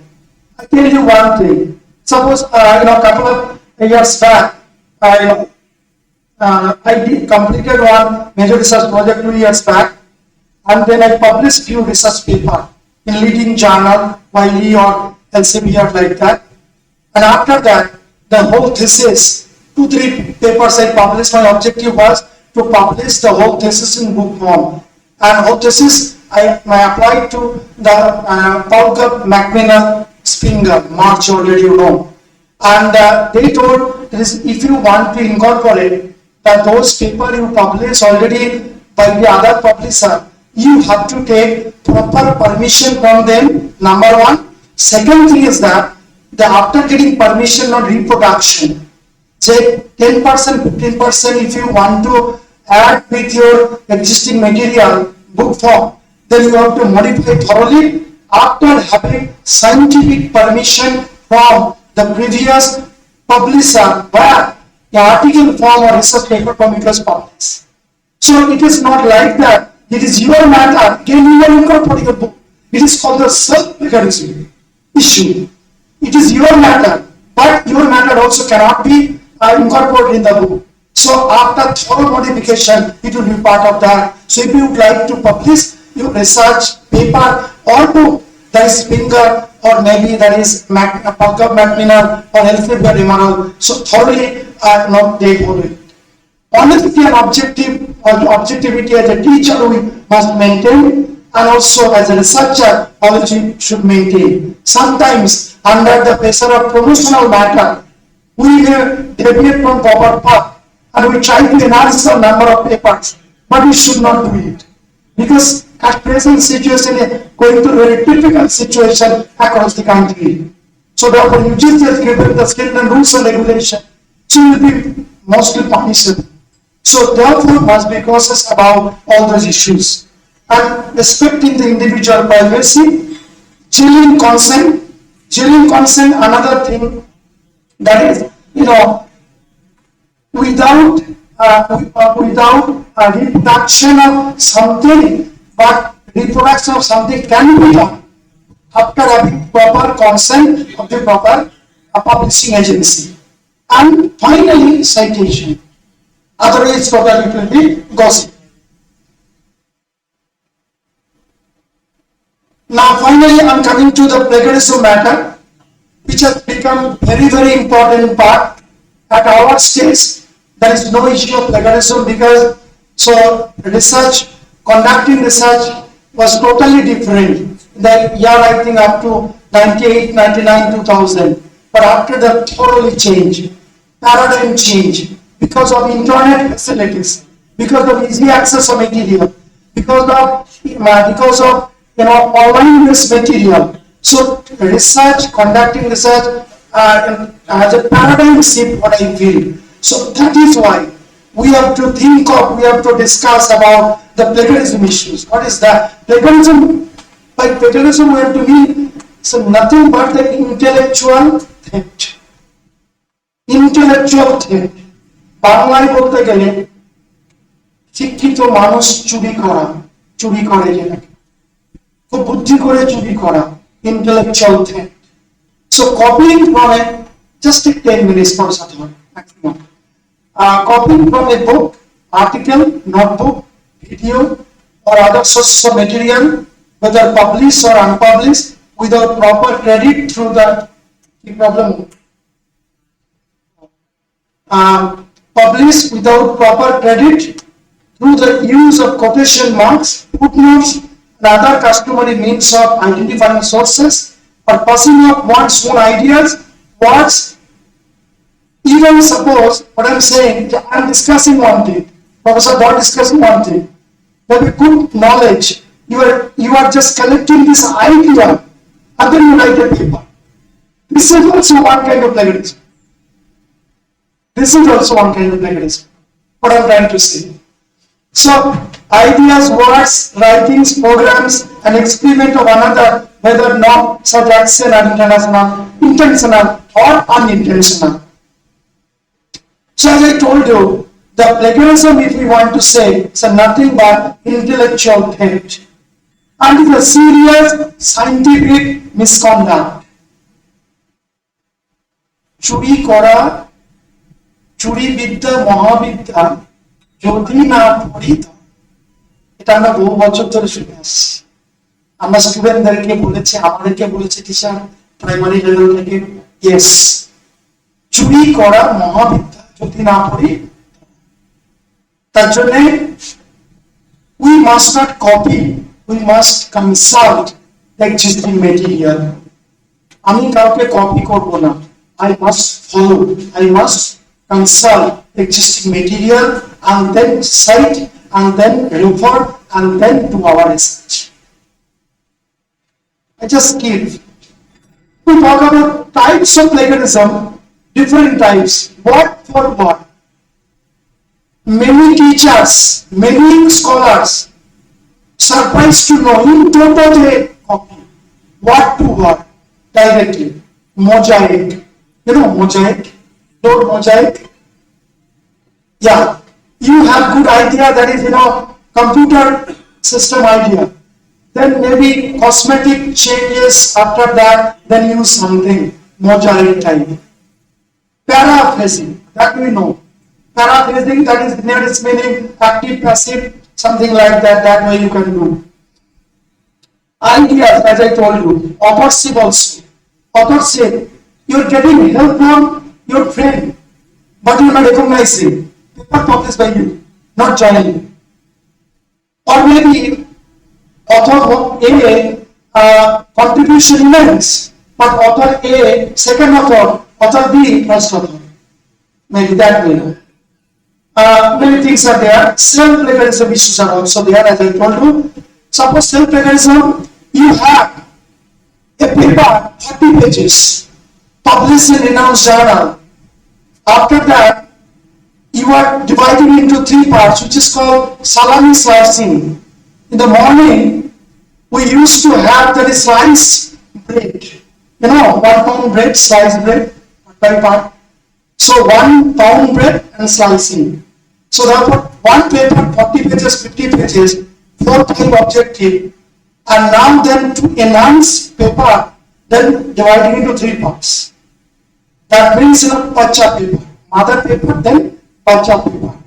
To enhance your number of papers, such a way you want to have the more credit and more number of papers, emotional part, from stage 1 to stage 2, 3, and associate professor sometimes. Some uncouples, they do it. We have to avoid it. Okay, I skip all that. Just I touch upon the UGC one important issues and then I continue. All those I skip. Many things are there. This is not only for you, but also for all India level when I have some opportunity. You see, anti-plagiarism tools, Professor Thought perhaps give you the practical idea. You have the plagiarism.org. There you can check your similarity score up to 10% or more. 10% threshold limit, as you know, friend. Turnitin.com, that is West Bengal State University provides this one. And in my university, University of Kolkata, we have that is urkun.com software, urkun, and also other plagiarism checkers, plagiarism detector, etc., etc. Okay, so by which you will be able to know your scholar, your student research matter. So our slogan should be no cut, no paste. Cutting, pasting, nahi chayega. That should be stopped immediately. Punishment, as I told you, public disclosure, loss of research funding, loss of professional stature, termination of employment, loss of increment, loss of promotion, etc. I just skip all those. Just you see the matter this slide. I have taken this slide subject to certain changes, but also I have cited. Citation is there. You see, the citation is there. So if I say it's my material, so again I am uncompromised person. So if we look at that carefully, quickly, you see salami slicing. They say many people have it. You see there is no permission for data or information. You see your table of data, but no references, sources of data. You see copyright imprisonment, image manipulation. Professor Dor, myself and many people, if I take one image from anybody's material, such a way I modify, you can't understand. I can say it's my material. But that's wrong. If I really want to modify, at least you write adapted from this particular sources. Otherwise, ethically, you are not doing well. You see, many things are there. Data publication. What is that? Data publication, quickly I say. This public data. Last 20 years data you are considering. Many missing data. You are putting your manufactured data. Primary data. You are showing your 500 respondent. Actually, you visited 50 respondent. So 450 manufactured. Many people they are doing it. So therefore, these are the things what I am trying to say. Students, they have a habit. Because each semester, they can conduct, there is, survey-based research, particularly business research. And they can do it, 200 respondent, actually 30, 50, 60 respondent they have visited. But you have to check it. You show your Google form or show your physical form. They really you visited or not. And authorship issues I told you, there is conflicting of interest, there is another thing. And the simultaneous submission, yes. In my university, one journal I have, rather my department, business studies. Fortunately, everybody knows, I think, that has become a UGC care listed across the country. The commerce space, few journals, 3 to 4 UGC care listed. So my department, as a head of the department editor, so my journal is care listed. So just a couple of months back, so one known people, Bengal West College, he actually submitted to my journal and also another journal. For another journal, it is accepted. And he told me, the sir already accepted. And why did you send me? It's a duplication, simultaneous submission. It is also ethical issues. Because if you want to submit one article to one journal, you have to wait till their final decision. Finally, I just touch upon, because time doesn't permit here, there is University UGC already given a regulation 2018, that is promotion of academic integrity and prevention of plagiarism in higher education institution. Professor Dhar is my bosom friend, for that he said no.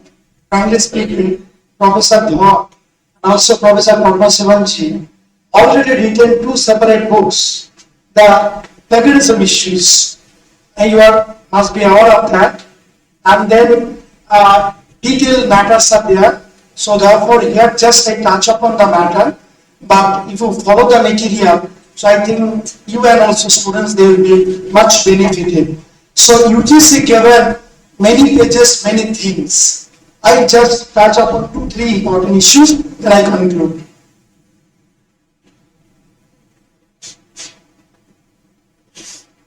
What is the objective of this particular regulation to the higher education institution? That you have to understand first of all. And I think that is, you are aware of that, and then you must apply this to your student as far as curriculum is concerned. First one objective is to create the awareness about the responsible conduct of research and thesis and dissertation, etc. etc. Number 2, to establish the institutional mechanism, which is very important. Most of the colleges, not only your West Bengal State University, but also University of Kolkata, I must say, they may not have proper institutional mechanism regarding the plagiarism issues. So time has come to rethink the matter. I must say the university authority as well as college authority to take initiative for that matter, for the benefit of the student and teacher, to develop system to detect the plagiarism, to set up mechanism. Why do you depend upon only the university? That is, you have to arrange money and arrange your plagiarism software. Professor Dhar is an expert in this area.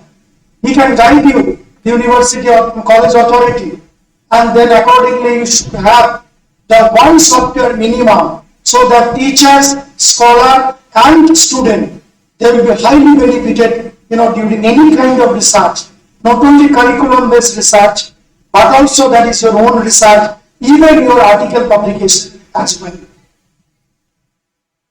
So many things are there, the duties of higher education institution, awareness program and training. So if I have an opportunity next time, so I discuss the matter, I skip it.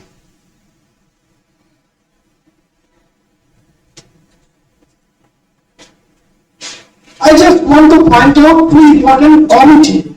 What committee is Departmental Academic Integrity Panel is required to be established at university level and or college level. Committee composition clearly mentioned in UGC regulation. Second committee, Institutional Academic Integrity Panel. Composition of this panel also clearly mentioned. My suggestion, the college level and university level, to some extent they are also in our university. College level, I think you should take initiative. Then finally, I come to 2 important things. Penalties in case of plagiarism in submission of thesis and dissertation. You see level 0 type of similarities. Threshold limit up to 10%. Minor similarities it is called. No penalty. That does not mean that you always try to attain 10%. But it's 0 to 10%. Level 1, similarities above 10% to 40%. Such students are asked to submit a revised script within a stipulated time period not exceeding 6 months. I'm talking about student issues. Level 2, similarities above 40% to 60%. Such student shall be debarred from submitting revised script for a period of 1 year. I'm not giving any decision. I'm just pointing out what does UGC say. Decision you can take, authority decision to be taken by the university or college authority. Level 3, similarities above 60%. Such student registration for that program might be cancelled. Finally, penalties in case of plagiarism in academic and research publication for you, for me. Level 0 up to 10% as it is. Level 1, similarities above 10% to 40% shall be asked, will be asked, I will be asked to withdraw manuscript. Level 2, similarities above 40% to 60% plagiarism score shall be asked to withdraw manuscript. Number 2, shall be denied a right to one annual increment. 3% increment, no DA. 3% increment, very, very important to us. Shall not be allowed to be a supervisor. This is guide, supervisor, when a master's, MPhil, PhD student scholar for a period of 2 years. Level 3, last level, similarities above 60%, shall be asked to withdraw a manuscript, shall be denied a right to two successive annual increment, and shall not be allowed to be a supervisor for the period of 3 years. Professor God is not saying, I'm not saying. UGC says. I conclude to quote G. I'm a strong believer that intellectual property rights need to be protected. I must quote Melinda Devine. Plagiarism is one of the great academic sins. It has the power to destroy a scholar or a writer and turn a lifetime's work to dust. Thank you very much for your patient hearing. Thank you so much, Professor Saha. And we have clearly seen that there was no mention of technical section 1 like that, technical section 2 like that, but the resource persons are so intelligent. Dr. Parameswaran has talked on the financing issue, technical section 1. Professor Saha has talked on regulatory issue, technical section 2. And I will be talking on the procedural issue. Now, no need to mention that Professor Saha has already confirmed what is research, what are the facets of research. Starting from there, at the beginner's level, he has touched upon issues like plagiarism, research ethics, and what is to be done, and if not done, what are the consequences, formal consequences and legal consequences. He has already mentioned. Now, at this stage, if you have any question, you can ask to Professor Saha, but we will take only 2-3 questions due to lack of time. Any question from your side? In that case, I will not able to communicate properly. Please, at least one question, one suggestion. Yes, if no question, no comment is there, shall we feel that you have not heard to this delivery? So, any question you can ask them. Sir has mentioned the site plagiarism for checking plagiarism in State University. So we are the faculty members of the college under Western State University. Can we access the plagiarism software for checking the plagiarism? Just to keep answer. regarding how to check it, then I answer. Since I am not associated with West Bengal State University, my friend Professor Dhar, naturally Professor Dhar will give the answer and give the accommodation and help and support for that. But I told here Honorable Principal sitting, I am very able principal, that if it is possible, in consultation with Professor Dhar and me, and also him in future, for the sake of the student as well as faculty members, to arrange the logistics support with regard to our mechanism software. It's a costly, but everything will be communicated by Professor Dhar. Any other thing? So thank you again on behalf of Sarojini Naidu College of Government, on behalf of Honorable Principal, President Jiri, and on behalf of IARA, President and Respect Alvin, we extend our heartfelt regards and gratitude to Professor S. Shah for spending his valuable time to start of his very busy schedule and illuminating us with his ever illuminating speech in a very lucid manner. Thank you so much, Professor Shah. Now it's over to Dr. Chaudhary. We are enriched a lot, and now to enlighten us, here is our honorable resource person, our respected GP member, Professor Dr. Purnam Dhar, in our third technical session. This session will be chaired by M1 Professor Siddhartha Shankar Saha. May I request sir to kindly start the session. Before that, one announcement, respected colleagues. We will get certificates after this technical session in mandatory session, but there will be a brief mandatory session. So all of us can collect the certificate in this session. With the rest of our college, we will collect our certificates from principal's office, and we will get our certificate from principal's office. So anyway, we are in our third technical session, and may I request Dr. Convergence to introduce our annual speaker, Professor Dr. Purnam Dhar. Please, sir.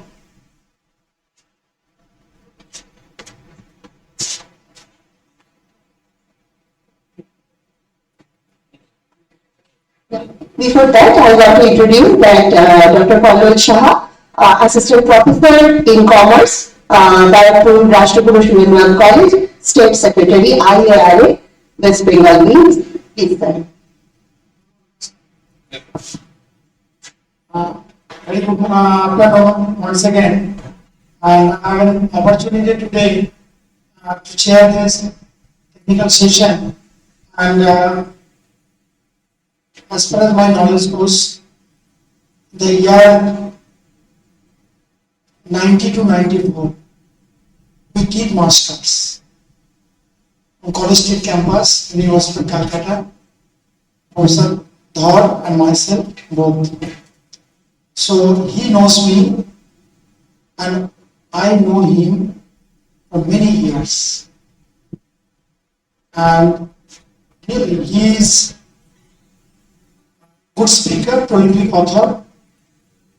His biodata, really, if you want to communicate, can take maybe 1 hour. But even then, so Kolkata Saha has been advised to present here the biodata rather small CV of Professor Purnam Dhar, who is, as you know, very good, full professor. So head of the Department of Commerce and director also, that is CSDBS and IS, member the NEP Implementation Committee. Yeah, thank you so much, sir. Actually, the job has been made easy, and the introduction which you have given is from the heart, and that actually surpasses anything else. Still, as a formal introduction, Professor Dr. Purnam Dhar, income, PhD, DLED honoris causa in management, DLED honoris causa in banking and finance, Economic accounts, GDCA, CRAC, CWA, FIARA, MSc in IT, NET, SLET, PhD honorary in Peace Studies, and DLED honoris causa in Peace Studies. He completed his master degree in commerce from the University of Kolkata in first class and stood second. In 1995, he passed Hope Nagan set in 1997. He achieved GDCA in 1997 from Law Institute of Information Technology. He also achieved Diploma in Engineering, Bookkeeping and Accountancy from the Board of Commercial Education. He completed his PhD degree from the Department of Business Management, University of Kolkata in 2008. He has a full-time teaching experience of 23 years. He is the chairman of the Postgraduate Board of Studies in Commerce and Management and also the chairman of Undergraduate Board of Studies in Music, Honors, Commerce, Defense Studies, Physical Education. He is the convener of the Postgraduate Departmental Committee, Commerce and Management. He is the State President, West Bengal, and IARA General Secretary, Indian Academic Researchers Association. He has been the advisor to the Public Service Commission, West Bengal, India. He is the external member, Academic Council and Board of Research Studies, Sikomsky University.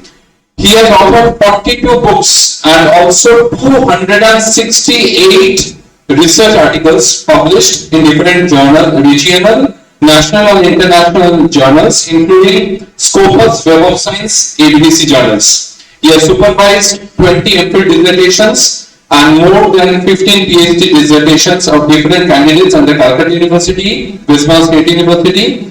He has attributed 215 PhD theses, including 10 foreign theses. He has served as research person in 138 research methodology workshops. He has acted as an editor, desk editor, and reviewer in 62 international journals and national journals. He has received 14 national and international awards, including Best Faculty Award and Distinguished Faculty Award in 2016. He also received Best Social Scientist Award and Indo-Global Educational Excellence Award. He received Elite Honoris Causa in World Management Congress, Kolkata in December 2017. His age index is 06 and eye index is 04. He has been acting as the District Nodal Officer for COVID-19 Government of India since last 1.5 years. His total API code is 4102. He has been elected as Electoral Secretary of West Bengal and Indian Academic Researchers Association. He is a former member of University Council, Diamond Harbour Women's University, received Individual Fellowship, Government of Australia. He has achieved Best Faculty Award, Distinguished Faculty Award, Best Social Scientist Award. He is the editorial board member of several research journals. He has received the Best Educationist Award from International Benevolent Research Foundation in 2016.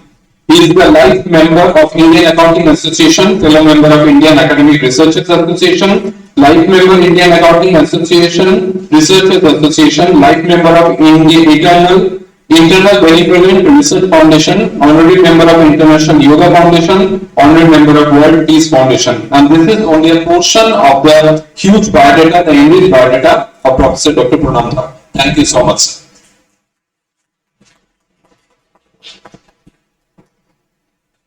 Now I request Professor Dhar to address our audience.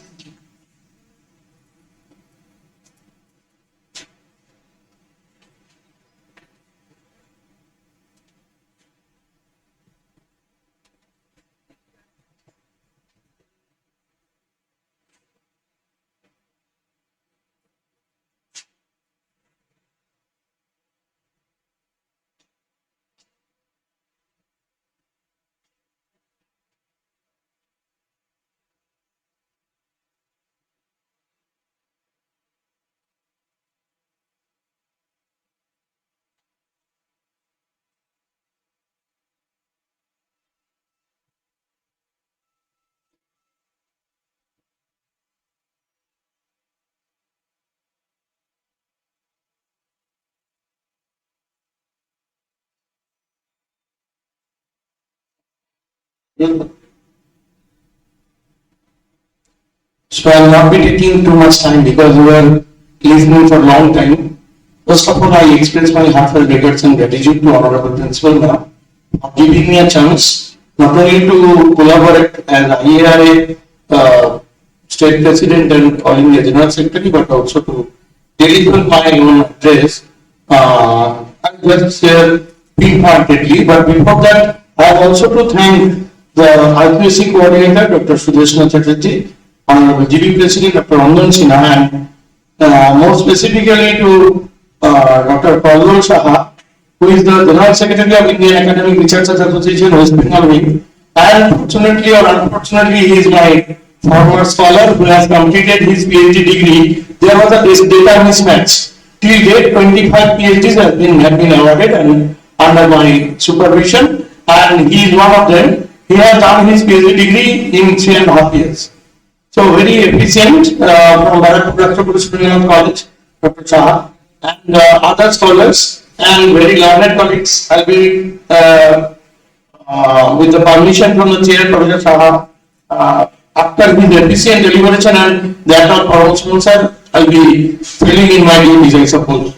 But as being a member of the implementation committee, just we have broken our duties, divided our duties into different parts. I'll be talking about the procedural matters.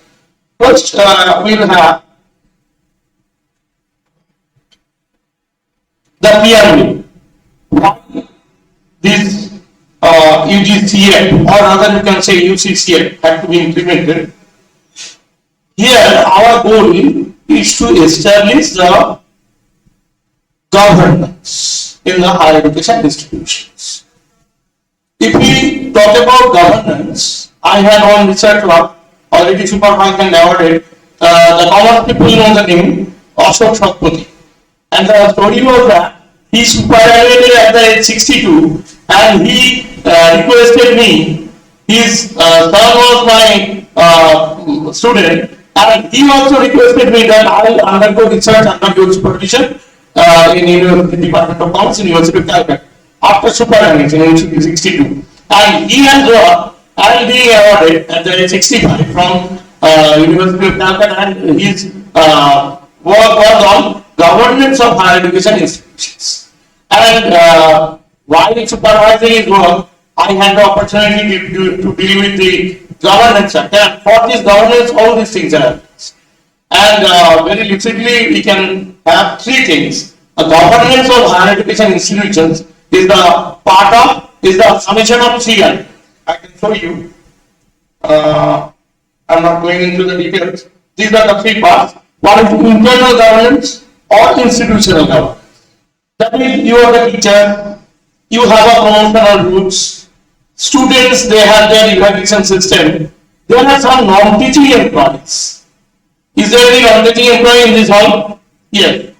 But he is more efficient than a teacher. Very sorry ma'am, with your kind permission I am saying that this person is very efficient. Every time I come to this class, I see he is very efficient so far ICT is concerned. And in NAT and NIL, there is a component of ICT. How much ICT you are using in your institution, that is a very good point. And that person, he doesn't have API. His promotion will be not on API system. He will not get first class as student and will not get A class or O in grade class. But in the COVID period, these non-teaching employees made the institution alive, like Vasudev Babu, like Naboda, everybody was alive to bring students to the institution. Without there being no student, with the teachers, we are unable to teach and disseminate our knowledge to the students. So, this part parallel is going on, teachers, non-teachers and students, combinedly, their cumulative effect is called internal. There is an external governance. External governance is from the university, from the Department of Higher Education, Government of West Bengal, from the EDC, from the West Bengal State Council of Higher Education. And third one is the international or global governance. What is that? Why CBCS system was implemented? Choice-based training. Suppose a student of Sarojini Naidu College, everybody is gone here because this is the college for women, and many classes have there are the opportunity for marriage. Suppose a student from Sarojini Naidu College for Women, that is under West Bengal State University, is married in Howrah. Definitely, she has an intention to seek her education after marriage to Howrah. That means in any college of Howrah district, that means under the purview of Calcutta University, under the purview of Professor Shah University. Now, after 2 semesters, this thing happened. What she will do? She will definitely try to transfer her credits are during these 2 semesters from West Bengal State University to University of Kolkata. Suppose these things happen with USA. That student has the opportunity to get married in USA. What will happen? She will definitely try to earn her credit and transfer it to any university of, suppose Illinois or other university where she is Minnesota, other university where she gets married. But there is a big but now. Nowadays, there is no system of global convergence. Till date, well established, well recognized degrees all over the world are BS and MS. Not a degree so popular. Even one person is graduated from West Bengal or India, definitely to get recognized in USA or UK or some other country, no direct recognition is there. Transcript is taken, but I know so many students, they are missing problem. That is the problem of global convergence. So, starting with global, I am very sorry, in microphone, I am there to criticize NEP 2020 because till there, before implementation, the government of India, the Department of Education and Government of India should have realized that global convergence is still not possible. The CBCS, you remember, was implemented in 2017-18. But 5 years first, there was a provision of transferring your credit to other institutions across the country, across the globe, but that did not happen. Very sorry to say. For GST, what happened? India was compelled to implement GST as the 163rd country of the world. But there is one provision of GST, which is not there in any other provision of GST all over the world. Same thing is happening in NEP 2020. No global convergence has yet been done. Rightly pointed out by Minister in charge of Education and Government of West Bengal and the Honorable Chief Minister, that you have to create adequate infrastructure. Tamil Nadu government is also protesting and saying, you have to create adequate infrastructure for global convergence. That is not happening.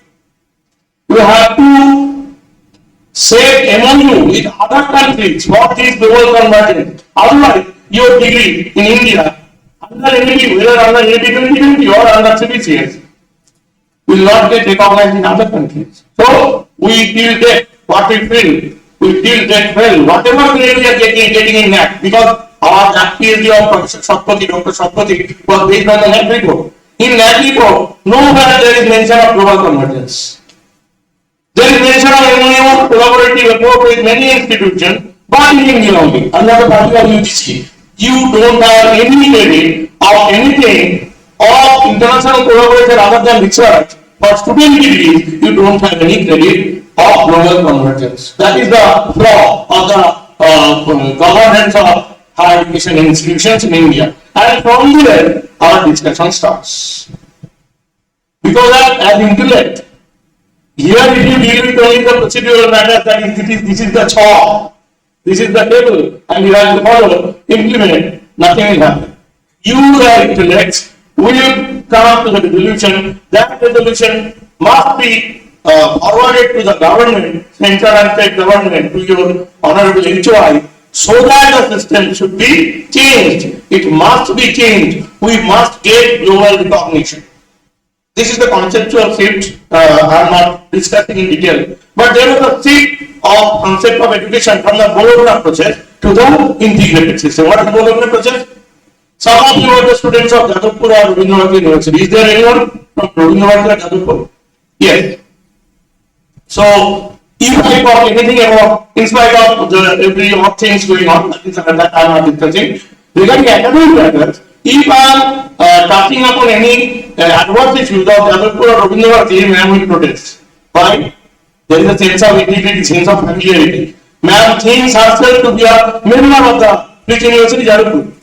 Rabindranath. Ma'am thinks herself to be an alumni and a strong member of Rabindranath family. We do not think. Why? We the students of faculty do not have that family, sense of family. Why? Because of 10 plus 2 plus 3 plus 2, that is the Bologna process. And the Bologna process, a student is compelled to do 10th standard from one school, 12th standard from another college. Then degree from another university, then MPhil from another university, then PhD from other university. So this is called board-of-law process. Board-of-law process was shifted in the 80s due to the lack of systemic governance to the American system, that is integrated system, where a student will stay from the graduation to the post-graduation till MPhil or PhD. If you go to the London School of Economics, London School of Business, or other like institutions all over the globe, you will see a student is admitted for the integrated masters and PhD. Integrated bachelor's, masters and PhD. That's why this entity has been converted. This is not the effort of the BJP or CPM or Trinamool or some other political party. This is the unified effort of academicians and administrators of India, which was taught since 2000. Since 1980, there was a systemic shift of systemic governance, and the result came in 2020. This is not a political issue. We have to convert, but the way it is implemented is being criticized. Now I come to this balance: authority, autonomy versus accountability. Think ideally in NAD 2020. What is written? What is written? You have to go through short-term course or MOOC courses also. It is written clearly. But when West Bengal State University sent you an advisory, is there mention for short or MOOC courses? Why? Because there is a lack of balance between accountability and autonomy. For doing short or MOOC courses, students can directly enter into that courses. They have to take permission from the college authority. You have your PG courses, but is the college called autonomous? The answer is no. In Tamil Nadu, there are lots of colleges called autonomous PG colleges. But in West Bengal, the answer is no. Here, the lack of balance between autonomy and accountability lies. Autonomy must be given.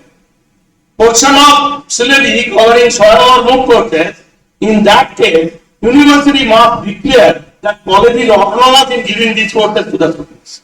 But accountability also lies, where the evaluation system should be transparent. Why accountability? Why autonomy is not given? Because there is lack of accountability. Some dishonest practices by not by Sarojini Naidu College for women, but some other colleges will be done. And then being the IC member standing on top of our university will not encourage those things. That's why this type of autonomy cannot be given. But autonomy has to be given under NAD 2020. If you want to really implement the thing fully, then autonomy has to be given in certain cases. Like there are types of courses that are going directly. I'm keeping these things. It has been it has been claimed that lots of positive things will be going on, but ultimately there is a control likely to be exercised. I think you know it, or you don't know. The government of India is trying to exercise this thing within 3-4 years. This is a good thing, but there may be bad evidence of it. We are trying to move to a HES. What is HES? I am giving you a simple example. I have given a tax of 4,84,000 for this financial year, and after receiving the form 16 from my college, when I went to submit my tax return, additionally I had been charged with 19,410. Why? Because I have hidden what I have hidden. The fees for adjudicating the thesis, the fees for taking the viva voce, and the fees for some other things which I have not shown in my income statement, but as my PAN is linked and Aadhaar is linked with my account, so everything is being seen by tax authority. The same thing is to be coming on when we will be under HES after 5 years of implementation of NEP. There will be a single ID, and there will be positive things that students, when applying for job, doesn't have to provide all these papers, self-attested, etc. photocopy. But one single ID, HES ID, will get that whether the student is claiming right or not. Just 3 or 4 days before you have seen that one student went to Kolkata University for taking admission in certain courses, claiming a false rank in the joint entrance. So this thing will not happen because of the HES. But there is a big but. Due to HES, whole of the control of the youth services will be under the Ministry of Education or Ministry of Youth Affairs of Government of India. So indirectly government trying to take control of everything. So data is power. If your WhatsApp disturbs or if your Facebook disturbs, then you are feeling shaky, isn't it? Or when one day your posts are not liked by anybody, then you are crying. Please give me like being posted by your friends. Please give me like because my reach is being shortened. So if one day your mobile get crashed and you don't have any contact, then what you will feel? So information will pop. And this information is trying to be grabbed by the government of India indirectly. I am not there to criticize, but being an intellect, I am there to solve because indirectly we are putting ourselves into trouble. Coming to the issue back. These are possible roadblocks for the implementation of the NEP or whatever may be the government system, harnessing data by the universities or colleges. Ma'am, Dr. Chatterjee, I am asking you one simple question. When you have asked for the 5-year students pass out data from the university, was it very easy for you? The answer is simply no. Because university does not maintain that type of database that by a single click you will be downloading your student data. Coming to the other way, category 4, category 5. When you are asking for how much amount has been paid for the library? Is the data receiving so easy from your librarian? Even in our university, every month, I don't know whether it is there in your college or not, for every month for pay slip, I have to pay it to a person. This should not be. I should click on my ID and I should get my salary slip. So that is the problem of harnessing data. That is a real roadblock. And why? Why such things are happening? Because certain people think that they will be losing their control. You have to ask them, they will provide. There is a fear of losing control. And there is the concern for sharing best practices. I know there is an IQAC coordinator for that group of non-people from non-district. But man is also there. But is everybody sharing their best practices in the group? The answer is no. Because of fear factor. If you share your best practice, other colleges will follow that. So these are the possible roadblocks. Whether I am practically talking or not, you will say. Now coming to the procedural matters, I will not keep this due to paucity of time. Just these 3 things. What I have read from NEP 2020, just 3 things. It is broad-based. That means you are reaching out from your own domain. You are having certain multidisciplinary courses, certain ability enhancement courses, certain value-added courses, and certain skill enhancement courses. That means the NEP 2020 is trying to create job givers. That is also a story. Because I am not able to give you employment, I am talking about this story, employability. That is, the government central educators are trying to create certain job givers, that is entrepreneurs, who will be having those qualities apart from their KS. I am dealing with one KS in my department, Professor Kirunjit said. But very jokingly I am saying so, this is another KS, knowledge and skill. Apart from knowledge and skill, another A is added. So it is KSA. What is A? Aptitude. So along with knowledge and skill, aptitude has to be developed to make one person, to transform one person from job seeker to job giver. The general tendency of the students is to seek the job after the graduation is over. But this system is trying to say, as per their claim, they are trying to create job giver, that is entrepreneurs. I know one student, Pradeep Bhandar, from PM College, Kolkata. He was my NHS volunteer. And his mother was used to sell gugni. I don't know what is gugni called in English. Very street food, I can say for Dr. Thomas sir, in Kolkata station. And now, see, Hamza is a multi-millionaire. He ran 77 MSMEs at the age of 27. Could you imagine? What is a true job giver defined? How is defined? He is a true entrepreneur. He has 77 MSMEs. So, That is not an easy thing, but we have to try. So NEP is broad-based, then it is flexible. Why it is flexible? Although university, West Bengal State University, not yet permitted for intra-college or inter-department entry exit. It is not permitted.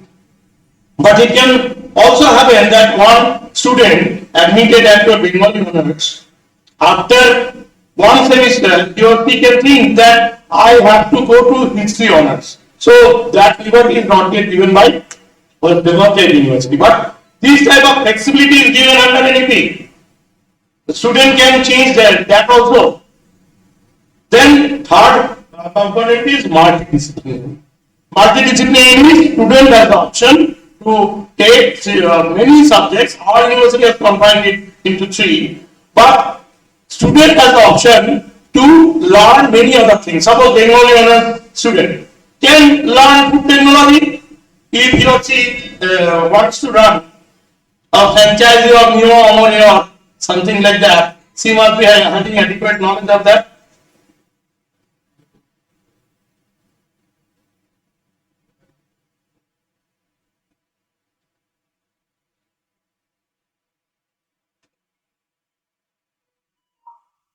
Not directly going to the business, because one thing I must make you remember: have your students registered in abc.gov.in? Have they registered in DigiLocker? Start from today to make your students register in DigiLocker as well as Academic Bank of Credit, abc.gov.in. They must be registered. Otherwise, one student, this is exceptional case, but that will happen surely. One student being married in other part of the country will lose the benefit of transferring her credit to that university of that segment of the country. So one thing, you must be having your student registered right now. From the induction program, it should have been started. They should register in DigiLocker as well as abc.gov.in. For that, college has to first register at abc.gov.in. University has to initiate first. You will, with the help of your honorable HOI, request the register to register at abc.gov.in, and from there instruction will come to the college. I had to do otherwise because I have told him so many times, but the things didn't happen. Now there is an option for multiple entry and exit. We all know what is that. I will show you in a nutshell, but directly with the research because time is very limited.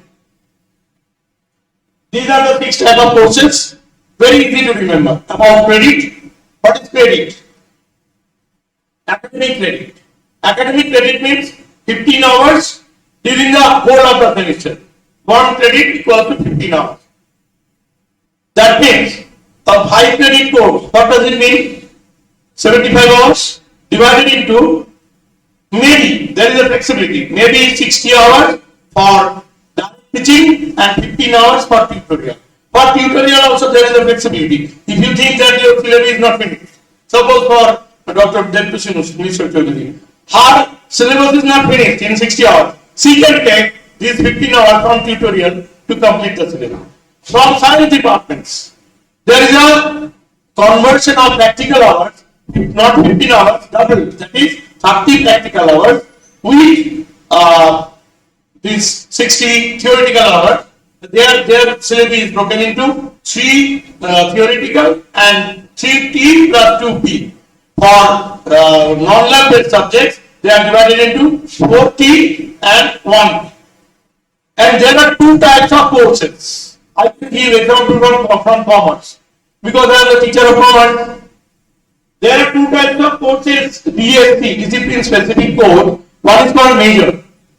For becoming a commerce graduate, I know they have to learn financial accounting, cost accounting, management accounting, corporate accounting, financial management, financial statement analysis. These are the major or backbone courses which a student has to learn for becoming a commerce graduate. This is called DSC major. There are certain allied things, logically explained. For doing financial accounting, a student must be having an idea of principles and practice of management. must be having an idea of business regulatory framework or business law. For doing corporate accounting, the student must be having an idea of accounting theory and regulation and also corporate law. So these are the allied subjects. Without learning them, the student cannot complete their major courses. So they are not minor. Now, in case of science and art, you can have other minor courses. Unlike commerce courses, you can take minors from other disciplines also. There is a flexibility. An art student can also take a minor from physics. A physics student can also take minor, one of the minors from arts. There is a flexibility. So you remember, for credit purposes, only these two major and minor courses are 5 credit courses, that means 75 hours, and rest 4, that is ornamented courses. What are those? Ability enhancement, skill enhancement, value added, and multidisciplinary courses. They are 3 credit courses. That means 45 hours. Very simple to remember. In terms of credit, in terms of marks, there is no unitary method. It started discussed in university as unitary method. 1 credit equals to 20 hours. No.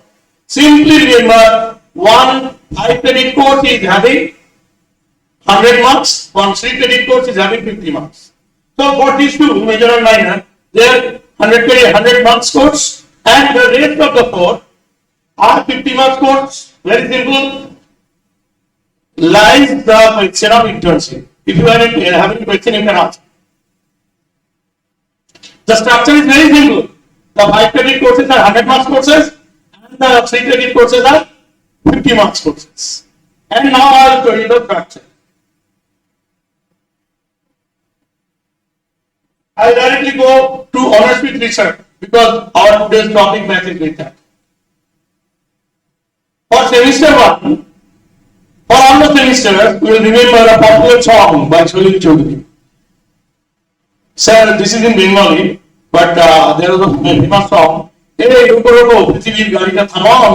This concept lies here also. There are lots of courses, and we get called passengers. When the car moves, some of them will come out of the car. So this is the concept.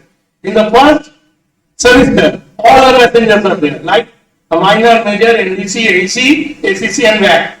One major you have to cover, known as GS1.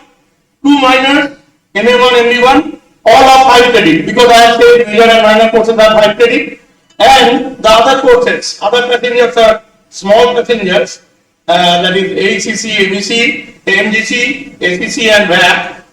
They are 3 credit courses. You have to complete 1.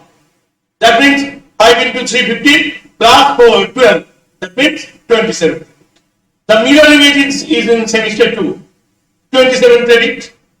So for semester 1 and 2, if some student is there who will agree to its certificate only, who is satisfied with certificate only, she has to complete 27 plus 27, 54 credit along with 4 credits of internship. For internship, I am not elaborating because this is not the thematic area of today. For semester 3 and 4, one passenger left out. Where? I don't know whether he is male or she is female. So back left out of the car. What is their remaining? DS3, MA3, MD3, and then 1 MDC, 1 AEC, and 1 HEC. So totally 24 credits. Now for the station, semester 4, lots of passengers left of the car. Most of the passengers left, only major courses are there. But along with one major course, other passengers join. Because there is a free entry and free exit of courses also, not the student. So there you have to complete 4 major courses of 20 credit. So after semester 4, if one student want to leave, then she has to, I am talking about C because this is the women's college. She has to complete 54 plus 24 plus 20, total 98 credit, along with 4 credits of internship for getting the exit with diploma option. Now, if a student is determined to complete honors with research, because this is in line with the theme today, she has to, you as teacher has to remind her that she has to get 75% from the first 6 semesters. But you will not conceal the real fact. Why?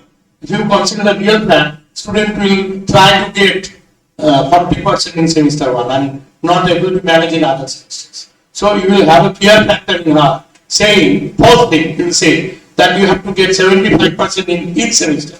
So that there is a compulsion. This is the first thing. You will state in the first class so that she has an impression I have to get 75% for each and every semester. But the reality is, the regulation is she has to get 75% as a whole for the first 6 semesters. Now for the semester 5 and 6, she has to complete only 4 major courses comprising of 20 credits each. And after the 5 and 6 semester, she will exit. If somebody wants to exit, she will exit with major of total 130 credit. Sorry, total 130 credit along with 4 credits of internship. Now, if somebody stays for honors with research, now what is the compulsion for the student? The compulsion for the student is she has to achieve 75% for the first 6 semesters in order to get a chance for doing honors with research. What is the compulsion on behalf of the department? The department has to have qualified teachers with PhD duly empaneled as research supervisor by the concerned board of research studies of that department in the university, duly recognized. These things are not happening in university. So with the help of your honorable principal, you will request for those teachers for their empanelment as supervisor. Otherwise the department will become specially able. For the students in the department having no duly qualified teacher, it is being advised to the university, no action is taken till date, but we suppose that the research is to be undergone in the nearest college, or one co-supervisor can be taken from the nearest college having the requisite qualification as research supervisor. So for doing research, doing honors with research, these are the intermittent conditions to be followed by the student and the department as well. Now coming to the conditions.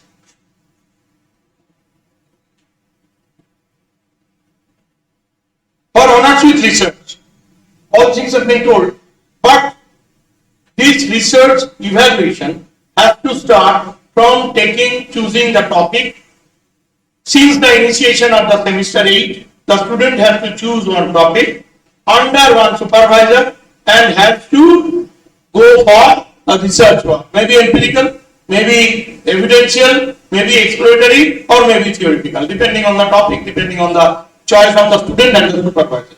But the evaluation will end with one body comprising of, it is stated there, will comprise of the concerned candidate will be allocated the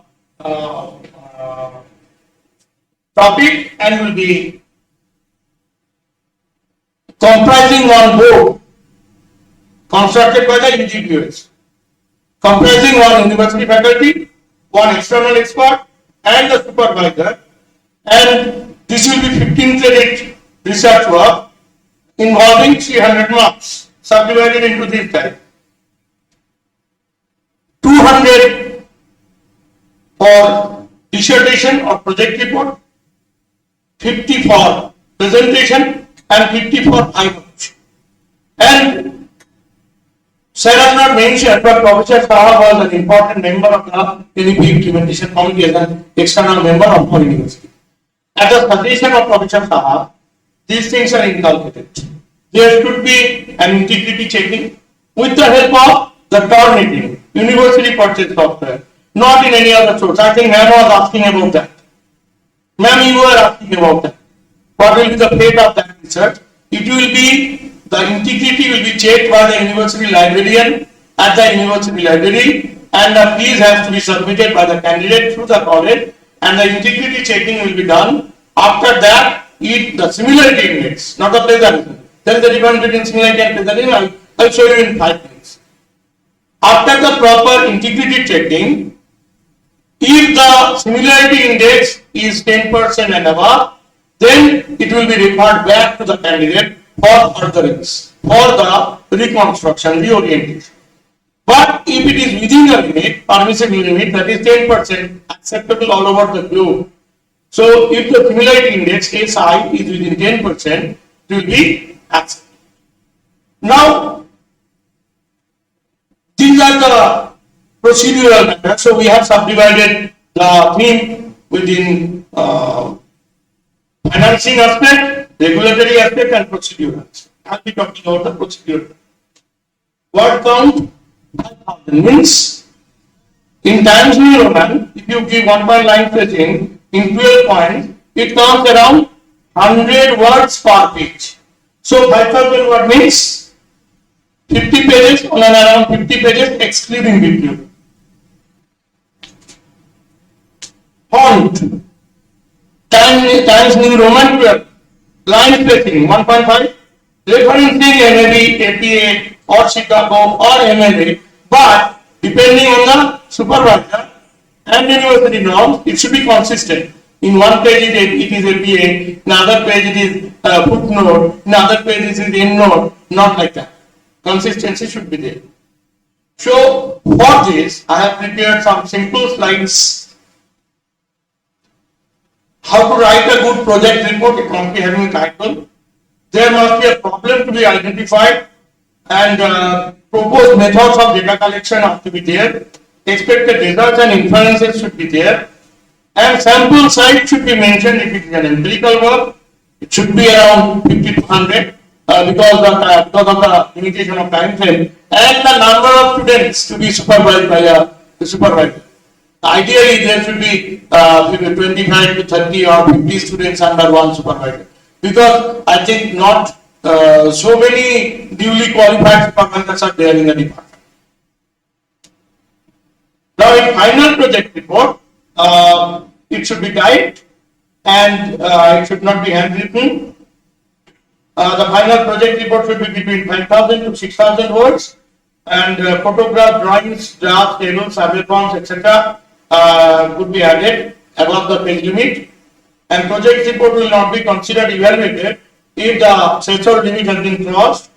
They are simply a study of the activity of the department and not the original one. If they are copied from someone else, they are handwritten and they are proposal only. They are not. There is no empirical work evidence. So for these reasons, they will not be accepted. Now heading must be there in every project. Write your name, the course name, title of the project, registration number, and date of submission. Your project should start with an introduction. That is the purpose of the project. Introduction should not be more than 2-3 pages. The method you should clearly mention in the methodology portion, and the results, that is the outcome, that is the social implication, actual outcome based on data. There is a false opinion for all of us. There is a false concept for all of us that whatever may be the data, the conclusion is 30 pages long. I have adjudicated more than 300 theses. In PhD thesis also, these things are going. Data is on one side, conclusion is on one side. What will you do? In India also, till date PhD is running on graph productivity basis. That I am not explaining in English. I am putting forward 6 names and I have very good relation with Vice Chancellor, whispering in his or her ear that you will take on these 2 names. They are my elder brothers, and I am asking my brothers, please do it. And the brother is also obliged because his or her candidates will also come to me and I will do the same thing. Nothing is there like Professor Sarojini will agree or disagree with me. He is becoming angry because I am telling the truth. Till date there is no data bank. UGC is maintaining data bank of the professors. The Vice Chancellor is not so courageous to take any of the professor of commerce from the database and the name simply coming to me, totally ignoring the voice of the supervisor. Till date this is not done. So when it is not done at the apex level, how do I expect this will be done in the graduation level? Same gospel will be there in your never college. Your examiner will come from the never college and you will ask, please do it. Otherwise, I will face problem in going to demonstration. So this will be going on. I am skipping this because these are not my cup of tea, but these are the realities. If you have to implement NLP properly, then you have to do things in your mind also. Now, coming to the results, discussion and finally conclusion. It should not be more than a page. What I was discussing, that your conclusion should be based on your data. Maybe 3 lines, but it should be honest.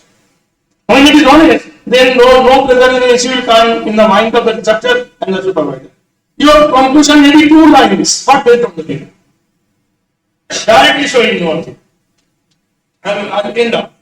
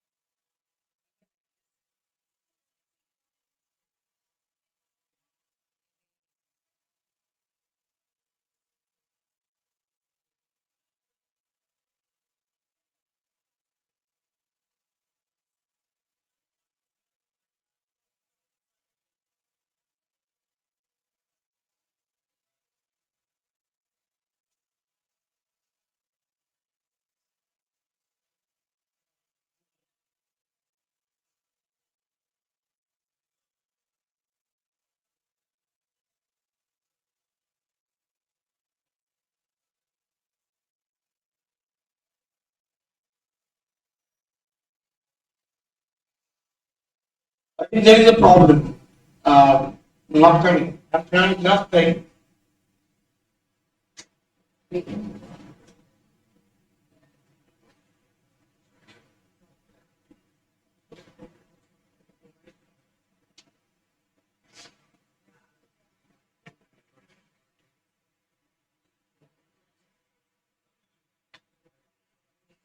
Yes, it has come. Thank you.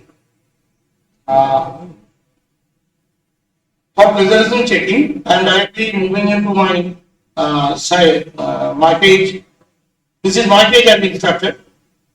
And what we'll do actually, I'm showing you, go to the quick submit. Your student will at first check in this way, then you are as instructor, then the university lecturer. So in the quick submit, you will go to the submit option. And in the submit option, you avoid the search internet. Because if you click on the search internet option, there are many people having surname as Dhar, maybe other Dhar, not pronoun Dhar. Their name will be automatically taken and lots of popular words will be taken and the singularity percentage will increase. You click on only student papers and search student papers and search periodicals. And this is very important. Student, you will tell your student as supervisor not to keep anything in repository. What is repository? This rack. If I leave this bag in the rack, in the next day when the first person coming in, he will find the bag in this rack. So if you leave your research paper in the rack, somebody searching from the university will find the double plagiarism percentage or similarity percentage. So you click on no repository. No repository.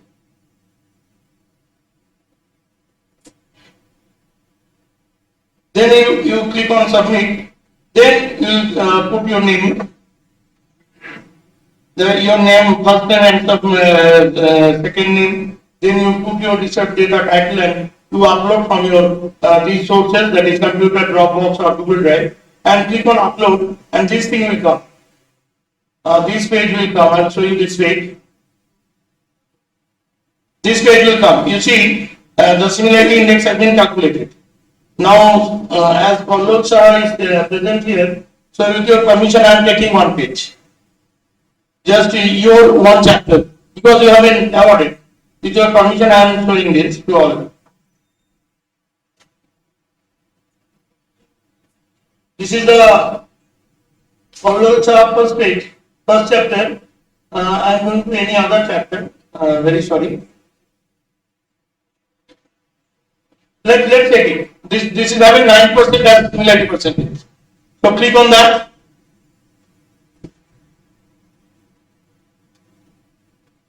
How this 9% came? You just click on this one. There is a filter option. In this filter option, just to see, this is the checking procedure. I will only talk about the procedural matter. If you untick this one, exclude course, exclude bibliography, and words, then apply changes. You will see what happens. It becomes 30%. Above similarity index. This is the flaw. We don't know what is to be done. Only similarity is to be checked for your empirical chapter, not on the literature review chapter, not on the bibliography part. So again, I am doing it. Go to that page.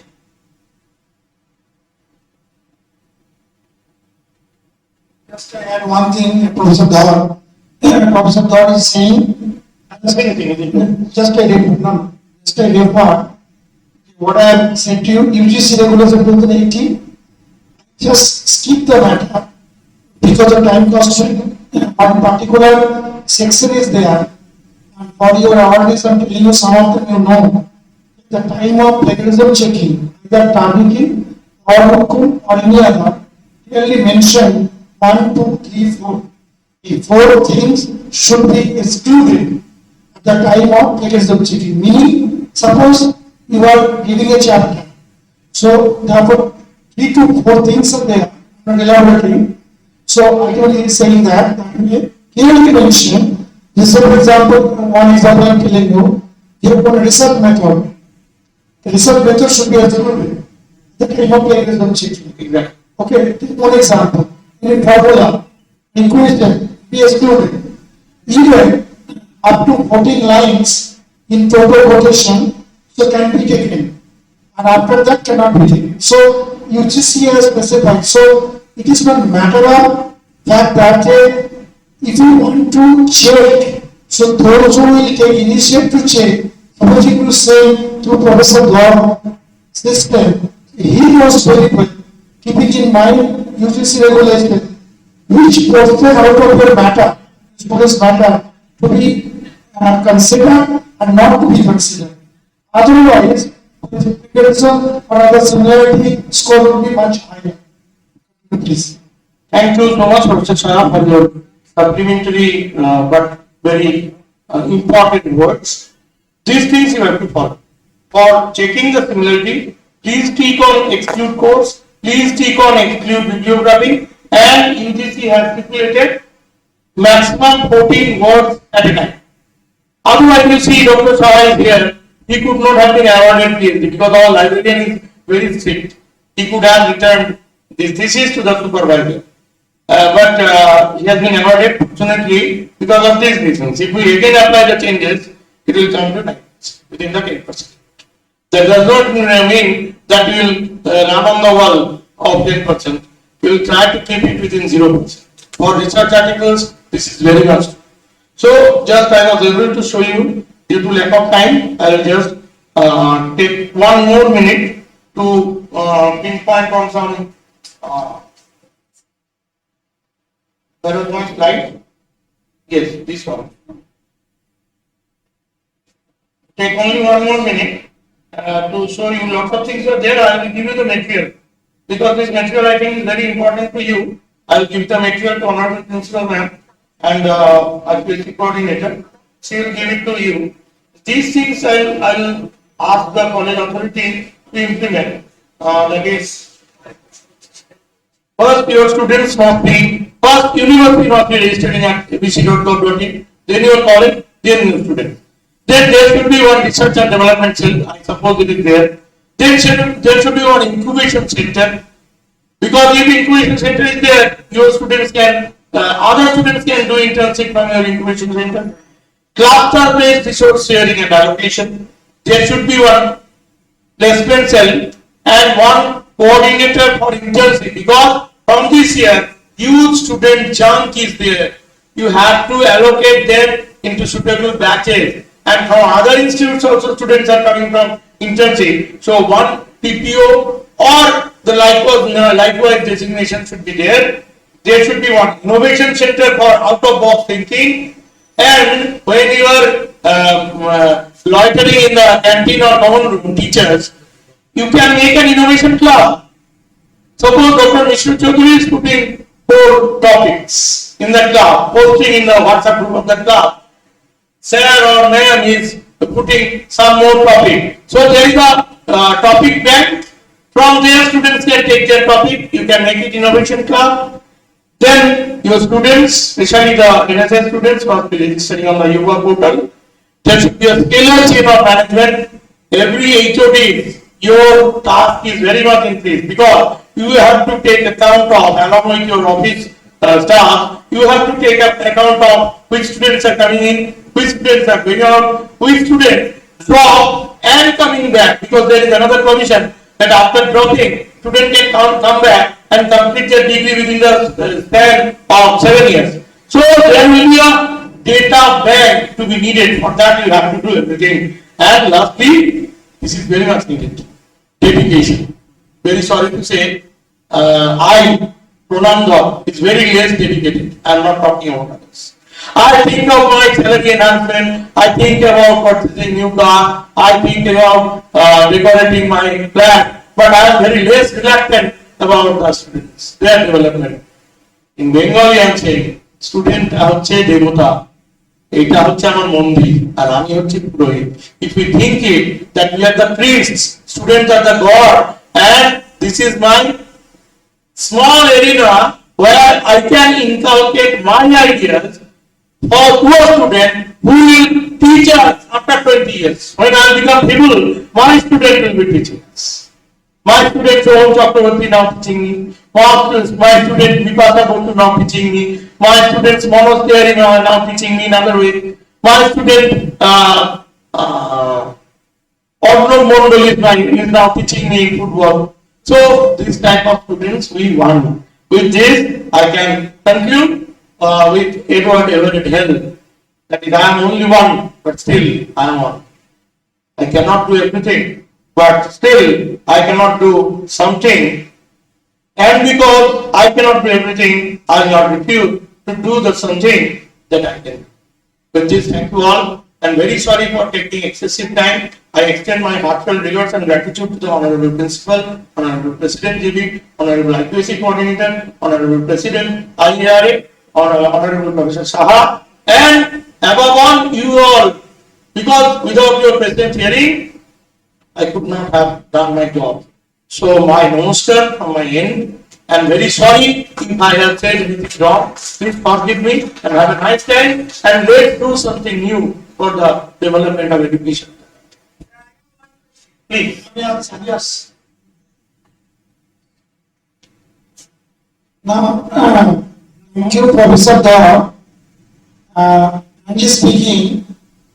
Professor Dor actually summed up what Professor Parvazanji Sevanji myself communicated the important aspect.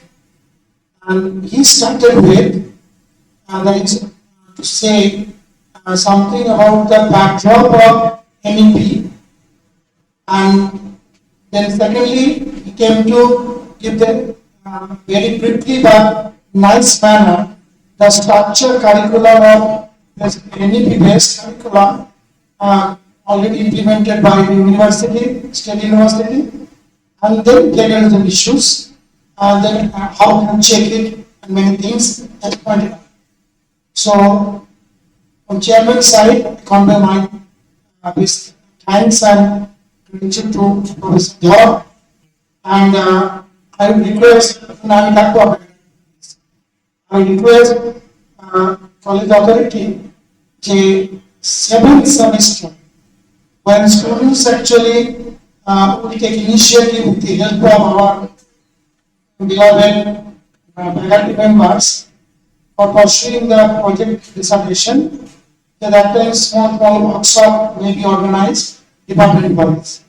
Now I request our senior professor, please if you ask any pertinent question, suggestion, anything to Professor Dhar.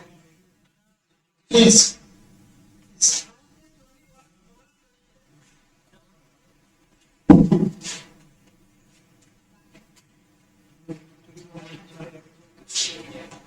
I have only one question, sir.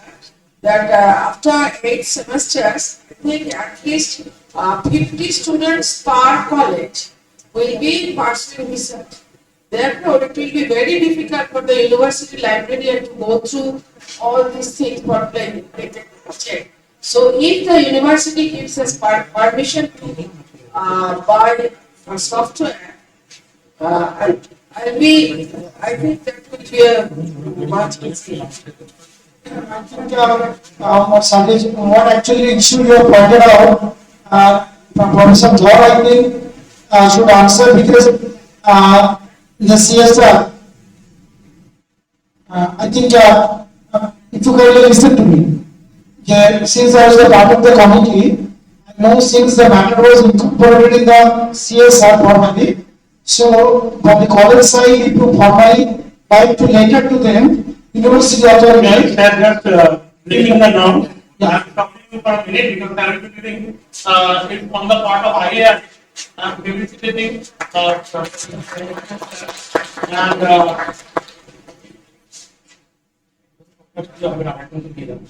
I'm felicitating principal ma'am also on behalf of IARA. Felicitating our honorable principal and his mom. I am felicitating Professor Siddhartha Shankar Saha, our honorable guest today, on behalf of IARA West Bengal meeting.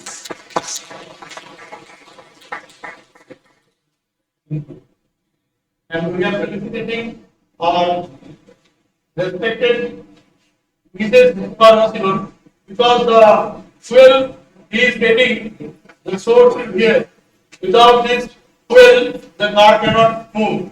We are honoring and felicitating our and see you tomorrow. And last but not the least, not because you questioned, but because you coordinated and initiated. We are felicitating our very beloved and respected honorable athletic coordinator, Dr. Sarojini. That was my humble part, and now we will carry it.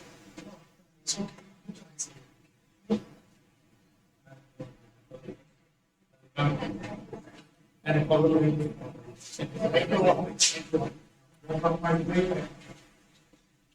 Actually, when Dr. Chatterjee pointed out the very good important thing. Yes.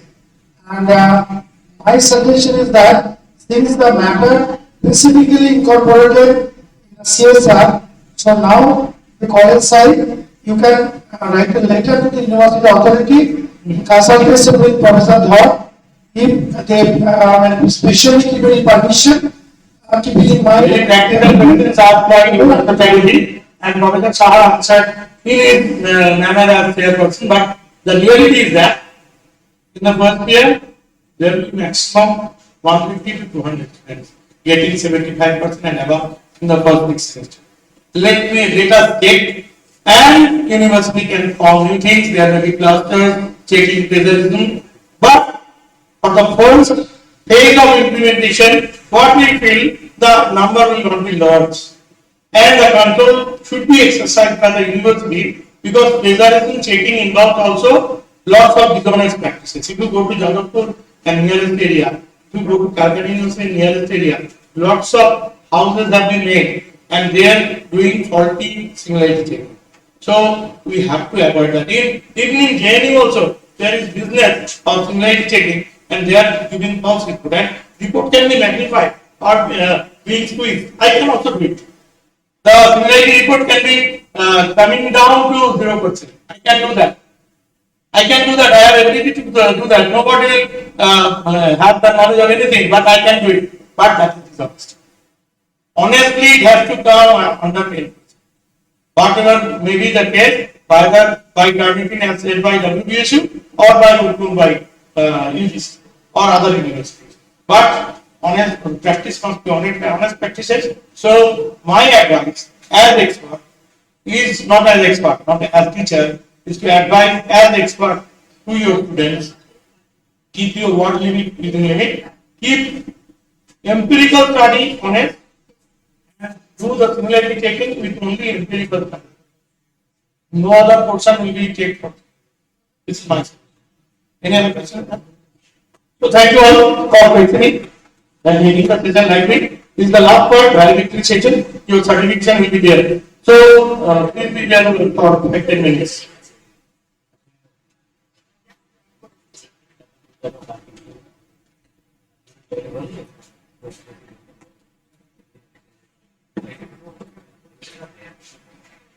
Thank you everyone. We will have a very brief valedictory session. So I request the audience to please have patience. And we have about 50 participants, but due to shortage of time, we will distribute certificates only for the participants who have come from other institutions. So I request our respected principal madam, respected Pranamdhar sir and respected Professor Shaha to please come up the stage to for distribution of these certificates. So, Jyoti, please come up.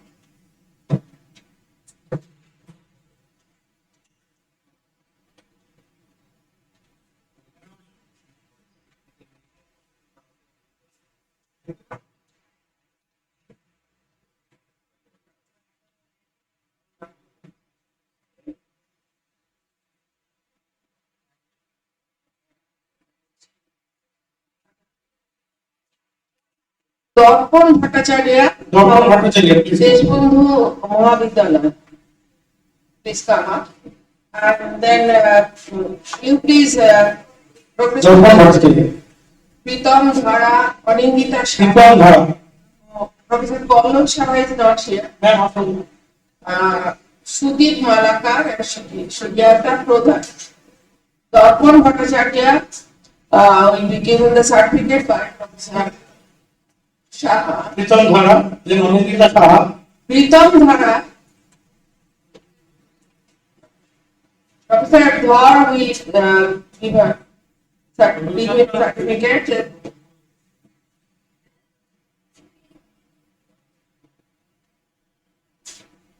Our principal madam. Principal madam. Certificate of Sudip Malakar. Professor Dhar will be giving the certificate. Shriyata Prodhan. Shriyata Prodhan. And the other participants are requested to collect the certificates from the principal. Please collect the certificate of Kolkata.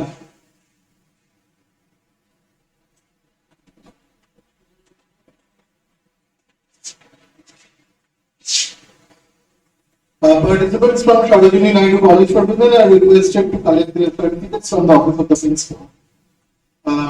We have come to the end of the day, and the vote of thanks will be delivered by Professor Sudeshna Chatterjee.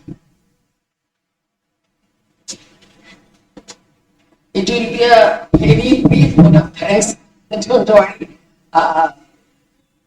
Actually, on behalf of the IQAC of this college and the total college as a whole, as well as from IARA, I thank all the participants of today's national level workshop And for organization of these workshop, I think 95% of the credit goes to Professor Dhar, who has thought of the timeliness of this workshop when the NEP has been in process, and we were not prepared.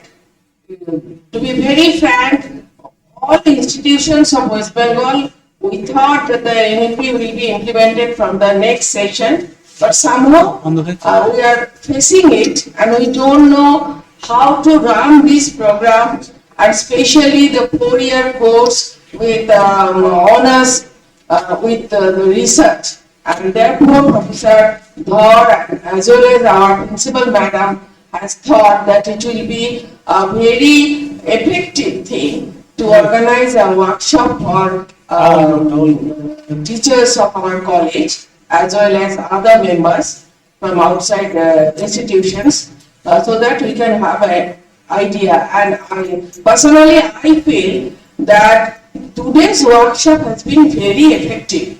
In fact, we didn't have such a detailed idea about how to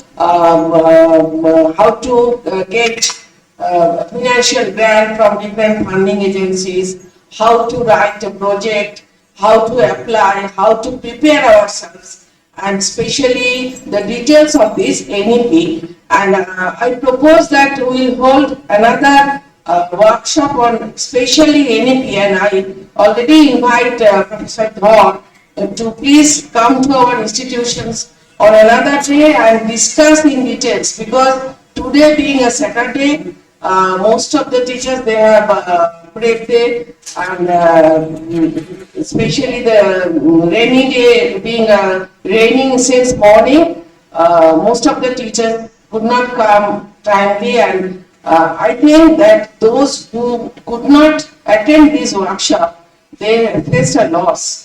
And I especially myself, I feel gratified to be granted this opportunity for attending this workshop.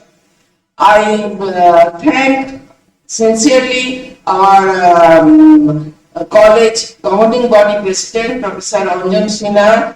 For every occasion, he is present in our college, and especially is very interested in academic topics, and he is very keen to keep our institution forward in academically. And therefore, he has been present and he has delivered a detailed discussion on how to progress academically, how to make our institution a national grade institution. I thank him heartily. I thank our principal madam for giving efforts for organization of this workshop, and without her inspiration, that this workshop could not be organized. I thank Professor Shaha to be present for a prolonged period and have time for his from his busy schedule and enlighten us in various research methodologies, plagiarism, etc. I thank Professor Dr. Paramasivan for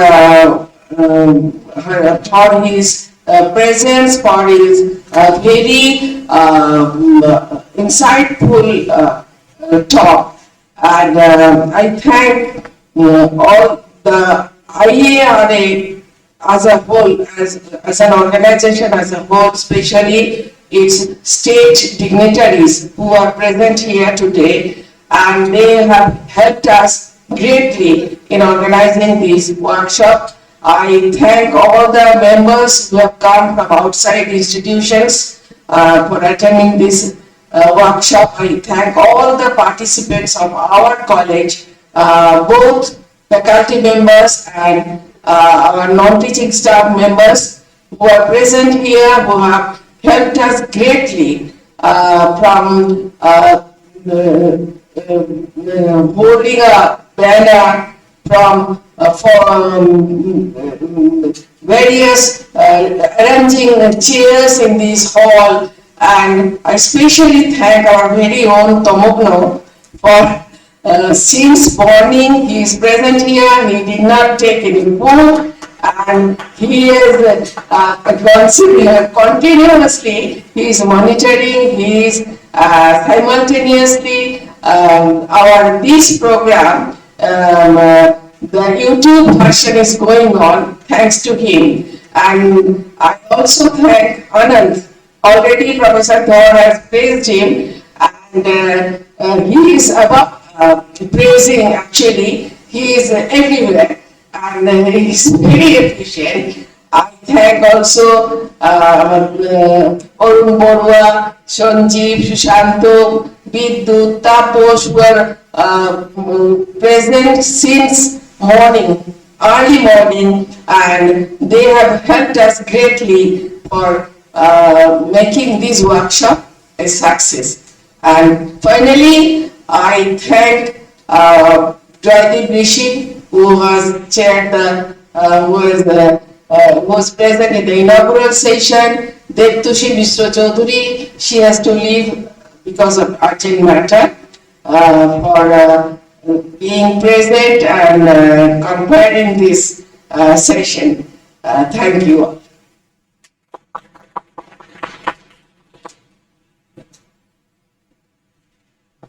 With this, we can call it a day. Thank you all. And thanks to Dr. Sudeshna Chatterjee also. She talked about everybody, but without her direct initiative, and Dr. Krishna Das silently is doing his job. So, it should also be applied like anything. This is the knowledge family. This is the essentially level family. Whenever you are coming, you are very different your opinion. Matantar hote pare, kintu matantar hoy. This is the speciality of this college. Thank you all. আপনারা যে শুরু থেকে রয়েছে এবং সবাইকে ধন্যবাদ জানাই। এতক্ষণ আমরা একটু বাংলায় ফিরে এলাম এবং আমাদের ওইটা একটু মাথায় রাখতে হবে, আমরা স্টুডেন্টদের জন্য, স্টুডেন্টরা আমাদের জন্য নয়, আমরা স্টুডেন্টদের জন্য। এবং আমাদের এই প্রতিষ্ঠান যেমন ইউনিট হয়েছে, সামনের সাইডে আমরা দেখতে চাই কেন ইউনিট আছে। তার জন্য আমাদের কিন্তু we have to try our best. আজ থেকে আমাদের সম্পর্ক নিতে হবে। Thank you all. ম্যাডামের পারমিশন নিয়ে শেষ করলাম। We can call it a day. Thank you.